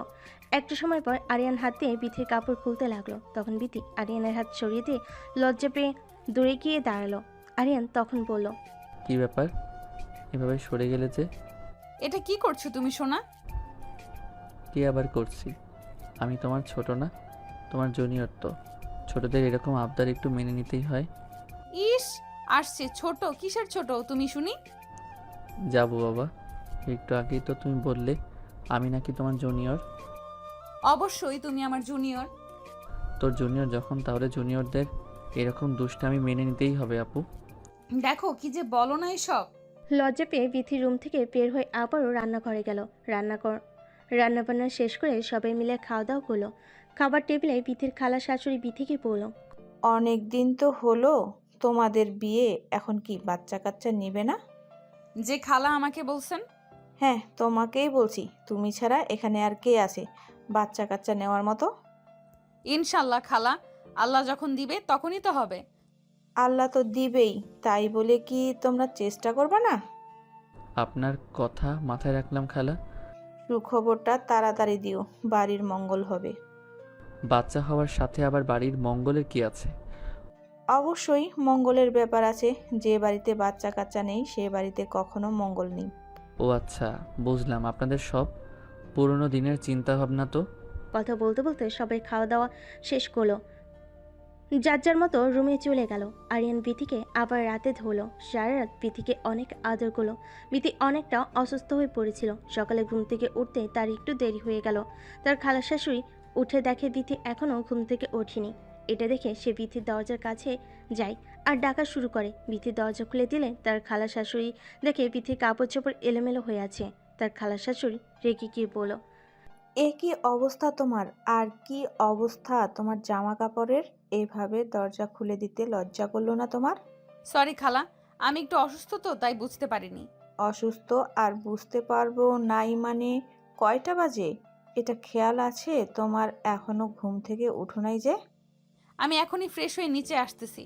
ফেস তো হতেই হবে, যে অবস্থা দেখতেই তো পারতেছি। আপনি যান, আমি এখন আসতেছি। গোসল করে ভালোভাবে নিচে আসো। জি আচ্ছা। লজ্জা পেয়ে বিথি তাড়াহুড়ো করে গোসল করতে গেলে গোসল করে সে নিচে গেল। নিচে যাওয়ার পর তার খালা শাশুড়ি তাকে অনেক নোংরা নোংরা কথা শোনালো। বিথি অনেক কান্না শুরু করলো। আরিয়ান তাদের চেঁচামেচি শুনে নিচে গিয়ে দেখলো বিথি কান্না করতেছে। সে তার খালাকে বলল, খালা, আপনি আসার পর থেকে দেখতেছি বিথিকে আপনি সহ্য করতে পারতেছেন না কেন, কি সমস্যা? খালা তখন বলে উঠল, কত বেলা হয়ে গেছে, এখনো ঘুম থেকে উঠুনি যে? আরিয়ান তখন বলল, খালা, ও অসুস্থ, এই জন্য উঠতে দেরি হয়েছে। তা কালকেই তো দেখলাম ভালো রাতের মধ্যে আবার অসুস্থ হয়ে পড়লো কিভাবে? অসুস্থ মানুষ কখন কিভাবে হবে এটা কি বলে কয়ে আসে? ওহো আরিয়ান, চুপ করো তো প্লিজ। তুমি চুপ করো, তুমি যাও রুমে যেয়ে চুপচাপ শুয়ে থাকো। রুমে গিয়ে শুয়ে থাকবে মানে? রান্না বান্না কে করবে? কে করবে? আবার মা করবে। বিথি অসুস্থ, অসুস্থ শরীর নিয়ে কেউ এখন রান্না বান্না করবে? তোর মা বয়স্ক মানুষ, তোর বউকে রুমে শুইয়া রাইখা তোর মাকে দিয়ে কাজ করাবি? ওহ বুবু, তুই কি শুরু করলি বলতো? বিথি অসুস্থ, তুই কি কথা বলতে পারছিস না? অসুস্থ হলে শুয়ে থাকতে হয় না, তাহলে অসুখ আরও বেশি হয়ে কাজ কাম করবে, খাওয়া দাওয়া করে ওষুধ পানি খাইলেই তো অসুখ ঠিক হয়ে যায়। সব সময় শরীর একরকম থাকে না খালা। আরিয়ান তুমি রুমে যাও তো। মা, তুমি খালাকে কিছু বলো, এভাবে কথায় কথায় বিধির ভুল ধরা বন্ধ করতে বলো প্লিজ। বলে আরিয়ান বিথিকে নিয়ে রুমে চলে গেল। রুমে গিয়ে বিথিকে বিছানায় শুয়ে দিল। আরিয়ান ফ্রেশ হয়ে এসে বিথির মাথা টিপে দিচ্ছিল। বেচারা খুব মন খারাপ ছিল। আরিয়ান এটা বুঝতে পারলো, কি বলবে ভাষা খুঁজে পাচ্ছিল না। তখনই আরিয়ানের মা আসলো, এসে বিথিকে বলল, মা কিছু মনে করো না, তোমার খালার অনেক বয়স হয়ে গেছে তো, ওর মাথাও ঠিক নেই, তাই কখন কার সাথে কিভাবে কথা বলতে হয় এটাও বুঝতে পারে না। তুমি কিছু মনে করো না মা, 2 দিনের মধ্যে চলে যাবে। বিথি বলল, না না মা, কি যে বলেন, আমি কিছু মনে করিনি। খালা বয়স্ক মানুষ, ভুল ত্রুটিতে ধরবেই। আমি জানি তোমার অনেক অভিমান হয়েছে। না মা, এমন কিছু না, আমারই তো ভুল, আজ অনেকটা লেট হয়ে গেল। কোনো লেট হয়নি, তোমার শরীর খারাপ বেশ করেছো, শুয়ে আছো শুয়ে থাকো, আমি খাবার তোমার রুমে পাঠিয়ে দিব। মা, আপনি রান্না করবেন কেন? আমি রান্না করতেছি। চুপচাপ শুয়ে থাকো, বেশি পাকনা পাকনা কথা বলো না। আমি কি রান্না বান্না করতে পারি না, নাকি আমি রান্না করতে পারি? আমি কখন থেকে তাকে এই কথাটাই বোঝানোর চেষ্টা করতেছি, কিন্তু তোমার বৌমা তো জেদি, কিছু বুঝতেছে না। বুঝবে না মানে? তুই বোঝা, ও যেন রুম থেকে বের না হয়, তুই ওর পাশে বসে থাক। আরিয়ানের মা রুম থেকে বের হয়ে যাওয়ার পর তার খালা আসলো, রুমে এসে বিথিকে বলল, বিথি বলল।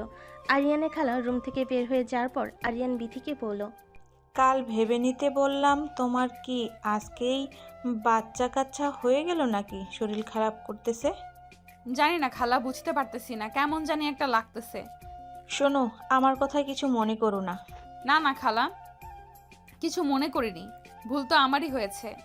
ডাক্তার নিয়ে এসে পরীক্ষা নিরীক্ষা করো, দেখো বাচ্চা কাচ্চা হলো নাকি। জি আচ্ছা। খবরটা তাহলে শুনে যেতে পারবো। আচ্ছা খালা, খুব শীঘ্রই আপনাকে সুখবর দিবনি। বিথি লজ্জা পেয়ে কিছু না বলে বালিশে মুখ চেপে ধরলো। আরিয়ান দরজা লাগিয়ে দিয়ে জড়িয়ে ধরলো। বিথি বলল, বাচ্চা বাচ্চা নিতেই হবে, সবাই পাগল হয়ে গেছে বুঝছো, একটা ব্যবস্থা নিতে হবে আমাদের। আরে আরে কি করো? শুনলে না খালা কি বলল? তাই বলে তুমি এখন এসব করবা নাকি? হ্যাঁ, কারণ খালা 2-1 দিনের মধ্যে বাসায় চলে যাবে। তুই শুনলা না খালা সুখবর শুনে যেতে চাই। এই যাও, আমি অসুস্থ, এটা ভুলে গেছো নাকি? ব্যথা দিব না, আস্তে আস্তে আদর করব। একদমই না, আমি তোমাকে বিশ্বাস করতেছি না। রাতেও এই সেম কথা বলে অনেক ব্যথা দিয়েছো। বেশি চিল্লাপিল্লা করলে, বেশি নড়াচড়া করলে তো ব্যথা লাগবেই। তোমাদের আবার কিসের ব্যথা, কত কষ্ট যে আমাদের হয় এটা আমরা বুঝি। ইস, কি কথা, তোমাদের কি ব্যথা হয় না শুনি? আমাদেরই তো ব্যথা, তোমরা তো শুধু শুয়ে থাকো আর যত কষ্ট আমাদের করতে হয়। লজ্জাহীন ছেলে, যাও দরজা খুলে দিয়ে আসো। আচ্ছা, শুয়ে একটু রেস্ট করো, রাতে ব্যবস্থা করতেছি। একদমই বাড়াবাড়ি করলে তোমাকে বাইরে রেখে দরজা লাগিয়ে রাতে ঘুম পারবো। তারা রুমের ভিতর অনেকক্ষণ হাসাহাসি করে মজা করলো। আরিয়ানের মা রান্না করে বিথিকে রুমে খাইয়ে দিতে গেলে বিথি খাবার খাচ্ছিল আর আরিয়ানকে বলতেছিল, সত্যি তোমার মা অনেক ভালো মনে মানুষ, আমাকে একদম মেয়ের মতো করে ভালোবাসে, কত যত্ন করে আমি বলো। আরিয়ান বিথির কথা শুনতেছিল আর থেকে থেকে খাবার খাইয়ে দিচ্ছিল। খাওয়া শেষ করে আরিয়ান বিথিকে ওষুধ খাইয়ে দিল। আরিয়ান বলল, আজ তোমাকে নিয়ে একটু বাইরে হাঁটতে যাব, অনেক দিন হয়েছে বাইরে যাওয়া হয় না। বাইরে কই যাইবা? বাইরে আবার কোথায়, রাস্তায় যাব, তোমাকে নিয়ে একটু ঘুরবো। ভালো হবে, আমারও বাড়িতে আর ভালো লাগতেছে না। আচ্ছা, তুমি নীল রঙের শাড়িটা পরো। শাড়ি পরবো? আমি তো শাড়ি পরে বের হতে পারি না। আমি আছি না, তোমার কোনো সমস্যা হবে না। আচ্ছা, পরবো নি। বিকেল হয়ে গেল। আরিয়ান বিথিকে রেডি হতে বলে আরিয়ান রেডি হয়ে রুমে এসে দেখলো বিথি এখনো পর্যন্ত রেডি হয়নি, সে কাপড় পরতে পারতেছে না। আরিয়ান খুব যত্ন করে কাপড় পরিয়ে দিল, তারপর দুজনে মিলে বের হয়ে একটা রিক্সা নিল, কিন্তু বিথি শাড়ি পরে রিক্সাতে উঠতে পারতেছিল না। তখন আরিয়ান বিথিকে কোলে তুলে নিয়ে রিক্সাতে বসিয়ে দিল। তারপর তারা অনেক ঘোরাঘুরি করলো, অনেক কিছু খাওয়া দাওয়া করলো, অনেক সুন্দর সুন্দর ছবি উঠালো। সন্ধ্যার আগ দিয়ে তার রেস্টুরেন্টে খাওয়া দাওয়া করে বাড়ির সবার জন্য খাবার নিয়ে আসলো। বাড়িতে আসার পর অফিস থেকে আরিয়ানের কাছে ফোন আসলো। হ্যালো জাবির, বল কি অবস্থা?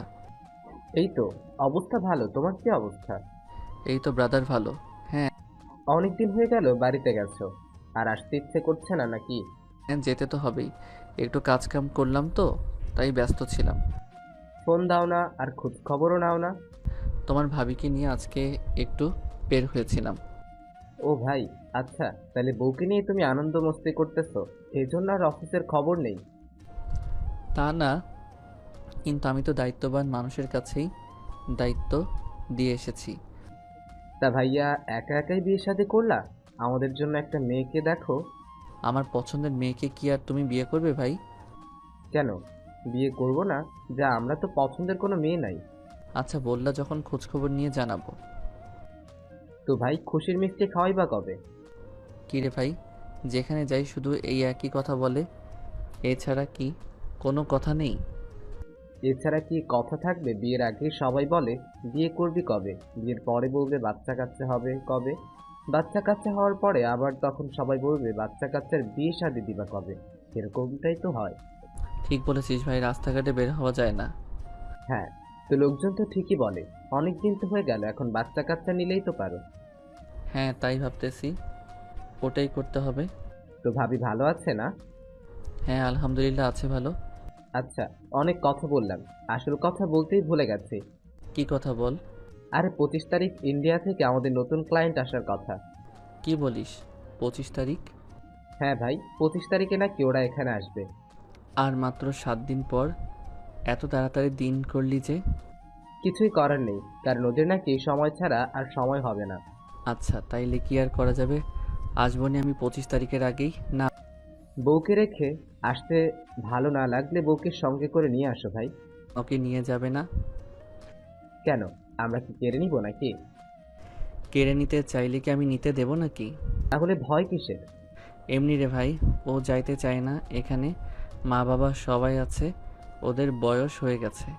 আচ্ছা ভাই, তাহলে সময় মতো চলে আসো, দেখা হচ্ছে। ওকে ব্রো, দেখা হচ্ছে। আরিয়ানকে অনেকক্ষণ চিন্তিতভাবে কথা বলতে দেখে বিথি আরিয়ানকে বলল। কি কোনো প্রবলেম হয়েছে? আরিয়ান মন খারাপ করে বলল। 25 তারিখে ব্যাগ যেতে হবে ইন্ডিয়া থেকে, ক্লায়েন্ট আসতেছে, মিটিং আছে। মন খারাপ করে বিথি বলল। 25 তারিখ এত তাড়াতাড়ি চলে যাইবা? আরিয়ান বলল। কি করা যাবে বল, আমার তো তাড়াতাড়ি যাওয়ার কোনো প্ল্যান ছিল না। আচ্ছা কি করা যাবে, কাজ যেহেতু যেতে তো হবেই। মন খারাপ কইরো না, আমি খুব তাড়াতাড়ি চলে আসবো। চলে আসার দরকার কি, আবার গিয়ে নিখোঁজ হয়ে যাও। এখন আর নিখোঁজের উপায় আছে নাকি? কেন, এখন আবার কি এমন পরিবর্তন হলো? আমার মিষ্টি একটা বউ রেখে কি আর দূরে থাকা যায় বলো? থাকতে তো যাচ্ছ, কতদিন থাকবে কে জানে। খুব অল্প দিন থাকবো, যত তাড়াতাড়ি সম্ভব চলে আসবো। দেখবো নি কেমন তাড়াতাড়ি আসো তুমি। যাওয়ার আগে বাবুটাকে তোমার পেটের ভেতর দিয়েই যাই, কি বলো? যাও, কি বলো এসব? হ্যাঁ ঠিকই তো বলেছি, যেন পরের বার আসলে আমার বাবুর স্পর্শ পাইতে পারি। কেন গো, আপনি কি বাবু হওয়ার পরে আসবেন? বাবু হওয়ার পরে আসবো না, তবে আস্তে আস্তে তোমার পেটের ভেতর বাবু একটা বড় হয়ে যাবে, তোমার পেটে হাত দিলে আমার বাবুর স্পর্শ পাবো। আচ্ছা হয়েছে, এখন যাও।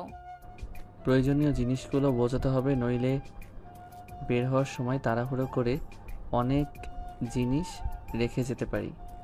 আরিয়ান বাইরে গিয়ে তার বাবা মাকে ডেকে বলল তার 25 তারিখে যাইতে হবে। এদিকে বিথি তো প্রচুর মন খারাপ, সবসময় মন ভার করে নিয়ে থাকে। আরিয়ান চলে যাবে বলে আরিয়ানের মনটাও খারাপ। এত তাড়াতাড়ি যাওয়ার কোনো ইচ্ছে ছিল না, তবুও যাইতে হবে, অফিসে বলে কথা। দেখতে দেখতে 23 তারিখ। আজ বিথির সকালে ঘুম থেকে উঠতে কান্না শুরু করে দিল। আরিয়ান চোখ খুলে দেখলো বিথি কান্না করতেছে। আরিয়ান ভয় পেয়ে তাড়াহুড়ো করে উঠে বসলো আর বিথিকে বলল। কি হয়েছে, কি ব্যাপার? সকাল সকাল ঘুম থেকে উঠে তুমি কান্না করতেছো কেন? আজ 23 তারিখ। আজ 23 তারিখ তো কি হয়েছে? কি হয়েছে মানে? কাল 23 তারিখ, কাল সকালেই তো তুমি চলে যাইবা। পাগলি, এটা ভেবে কান্না করার কি আছে? বললাম না খুব তাড়াতাড়ি চলে আসবো। যতই বলো তবুও এই কয়েকটা দিন তোমাকে ছাড়া কিভাবে থাকবো বুঝতে পারতেছি না। যখন 2টা বছর ছিলাম না তখন কিভাবে ছিলা? কিভাবে যে ছিলাম ওটা শুধু আমিই জানি, ওটা কাউকে বোঝানোর মতো কথা না। জানি, আমি খুব কষ্টে কাটিয়েছো। ঢাকা যেয়ে আবার আমাকে ভুলে যাবে না তো? পাগল তুমি, তোমাকে ভুলবো আমি? ভুলতেও তো পারো। আমি মরে যাব তাও তোমাকে ভুলবো না। চুপ, কি সব কথাবার্তা বলো তুমি? তাহলে তুমি কান্নাকাটি করা বাদ দাও। ঘুম থেকে উঠে খাওয়া দাওয়া করে আরিয়ান তার প্রয়োজনীয় সমস্ত জিনিসপত্র গোছাতে লাগলো। বিতিও সঙ্গে হেল্প করতেছিল। দুপুরে গোসল করার আগে আরিয়ান বিতিকে কোলে করে বিছানায় নিয়ে গেল। একটানে বিথির কাপড় খুলে দিল। বিথি চোখ বন্ধ করে রইল। আরিয়ান আস্তে আস্তে বিথির ব্লাউজের বোতাম খুলতে লাগলো। তারপর সারা শরীর থেকে জামা কাপড় খুলে ফেলে দিল। একইভাবে আরিয়ানও তার শরীরের জামা কাপড় সরিয়ে ফেলে নিজেদের মধ্যে আর কোনো কিছু দূরত্ব রাখলো না। দুজনেই মিলেমিশে একাকার হয়ে গেল। প্রচুর আদর করলো। বিথি বলল, ইস, ব্যথা লাগছে। আর একটু সহ্য করো। আর একটুও পারবো না, তুমি ছাড়ো আমায়। আর একটু বাবা, ঠিক হয়ে যাবে, চলেই তো যাব। চলে যাবা বলে এতটা বেশি ব্যথা দিবা? আমার ভালো লাগছে, বোঝো প্লিজ। ঠিক আছে, এখন যত ইচ্ছা হয় তত করে নাও রাতে, কিন্তু খবরদার আমার শরীরে টাচ করবে না। আচ্ছা, রাতেরটা রাতে দেখা যাবে। চলে যাওয়ার আগে এইভাবে ঝামেলা করবে না। ঝামেলা আবার কই করলাম? তুমি তো ঝামেলা করতেছো। তারপর দুজনেই উঠে দুপুরের গোসলটা সেরে নিল। সবার সাথে গল্প গুজব করতে করতে বিকেলটা পার হয়ে গেল। সন্ধ্যে খাওয়া দাওয়া করে আরিয়ান তাড়াতাড়ি ঘুমাতে গেল, কারণ সকালে তাড়াতাড়ি করে উঠতে হবে, চলে যাইতে হবে। বিথিও বেশি দেরি না করে ঘুমাতে চলে গেল। দুজনেই ঘুমিয়ে পড়ল।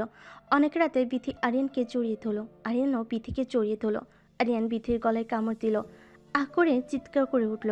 এই সুযোগে আরিয়ান বিথির ওপর আবার ঝাঁপিয়ে পড়ল। বিথি আহ উফ কি শব্দ করতেছিল। আরিয়ান প্রচণ্ড মজার সঙ্গে সারাটা রাত বিথির শরীর একদম কামড়ে ফেল। সকালে ঘুম থেকে উঠে রেডি হয়ে আরিয়ান বের হয়ে গেল। 4-5 দিন পর হঠাৎ করে বিথি মাথা ঘুরে পড়ে গেল। আরিয়ানের মা ডক্টর নিয়ে এসে বিথিকে পরীক্ষা করে দেখলো বিথি প্রেগনেন্ট। ডক্টর বলল, সুখবর আছে, মিষ্টি খাওয়ান। কি সুখবর ডক্টর বলেন? আপনার ছেলের বউ মা হতে যাচ্ছে। সত্যি ডাক্তার, সত্যি বলছেন আপনি? একদমই সত্যি বলতেছি। আল্লাহ, কি বলেন, বিশ্বাসই তো করতে পারছি না। ডক্টরের মুখ থেকে এমন কথা শুনে অনেক খুশি হলো। তারপর আরিয়ানকে ফোন দিয়ে তারই সুখবরটা জানালো। আরিয়ানও প্রচুর খুশি হলো। এই খবর শোনা মাত্র আরিয়ান বলল, যত তাড়াতাড়ি সম্ভব আমি বাড়িতে আসতেছি মা।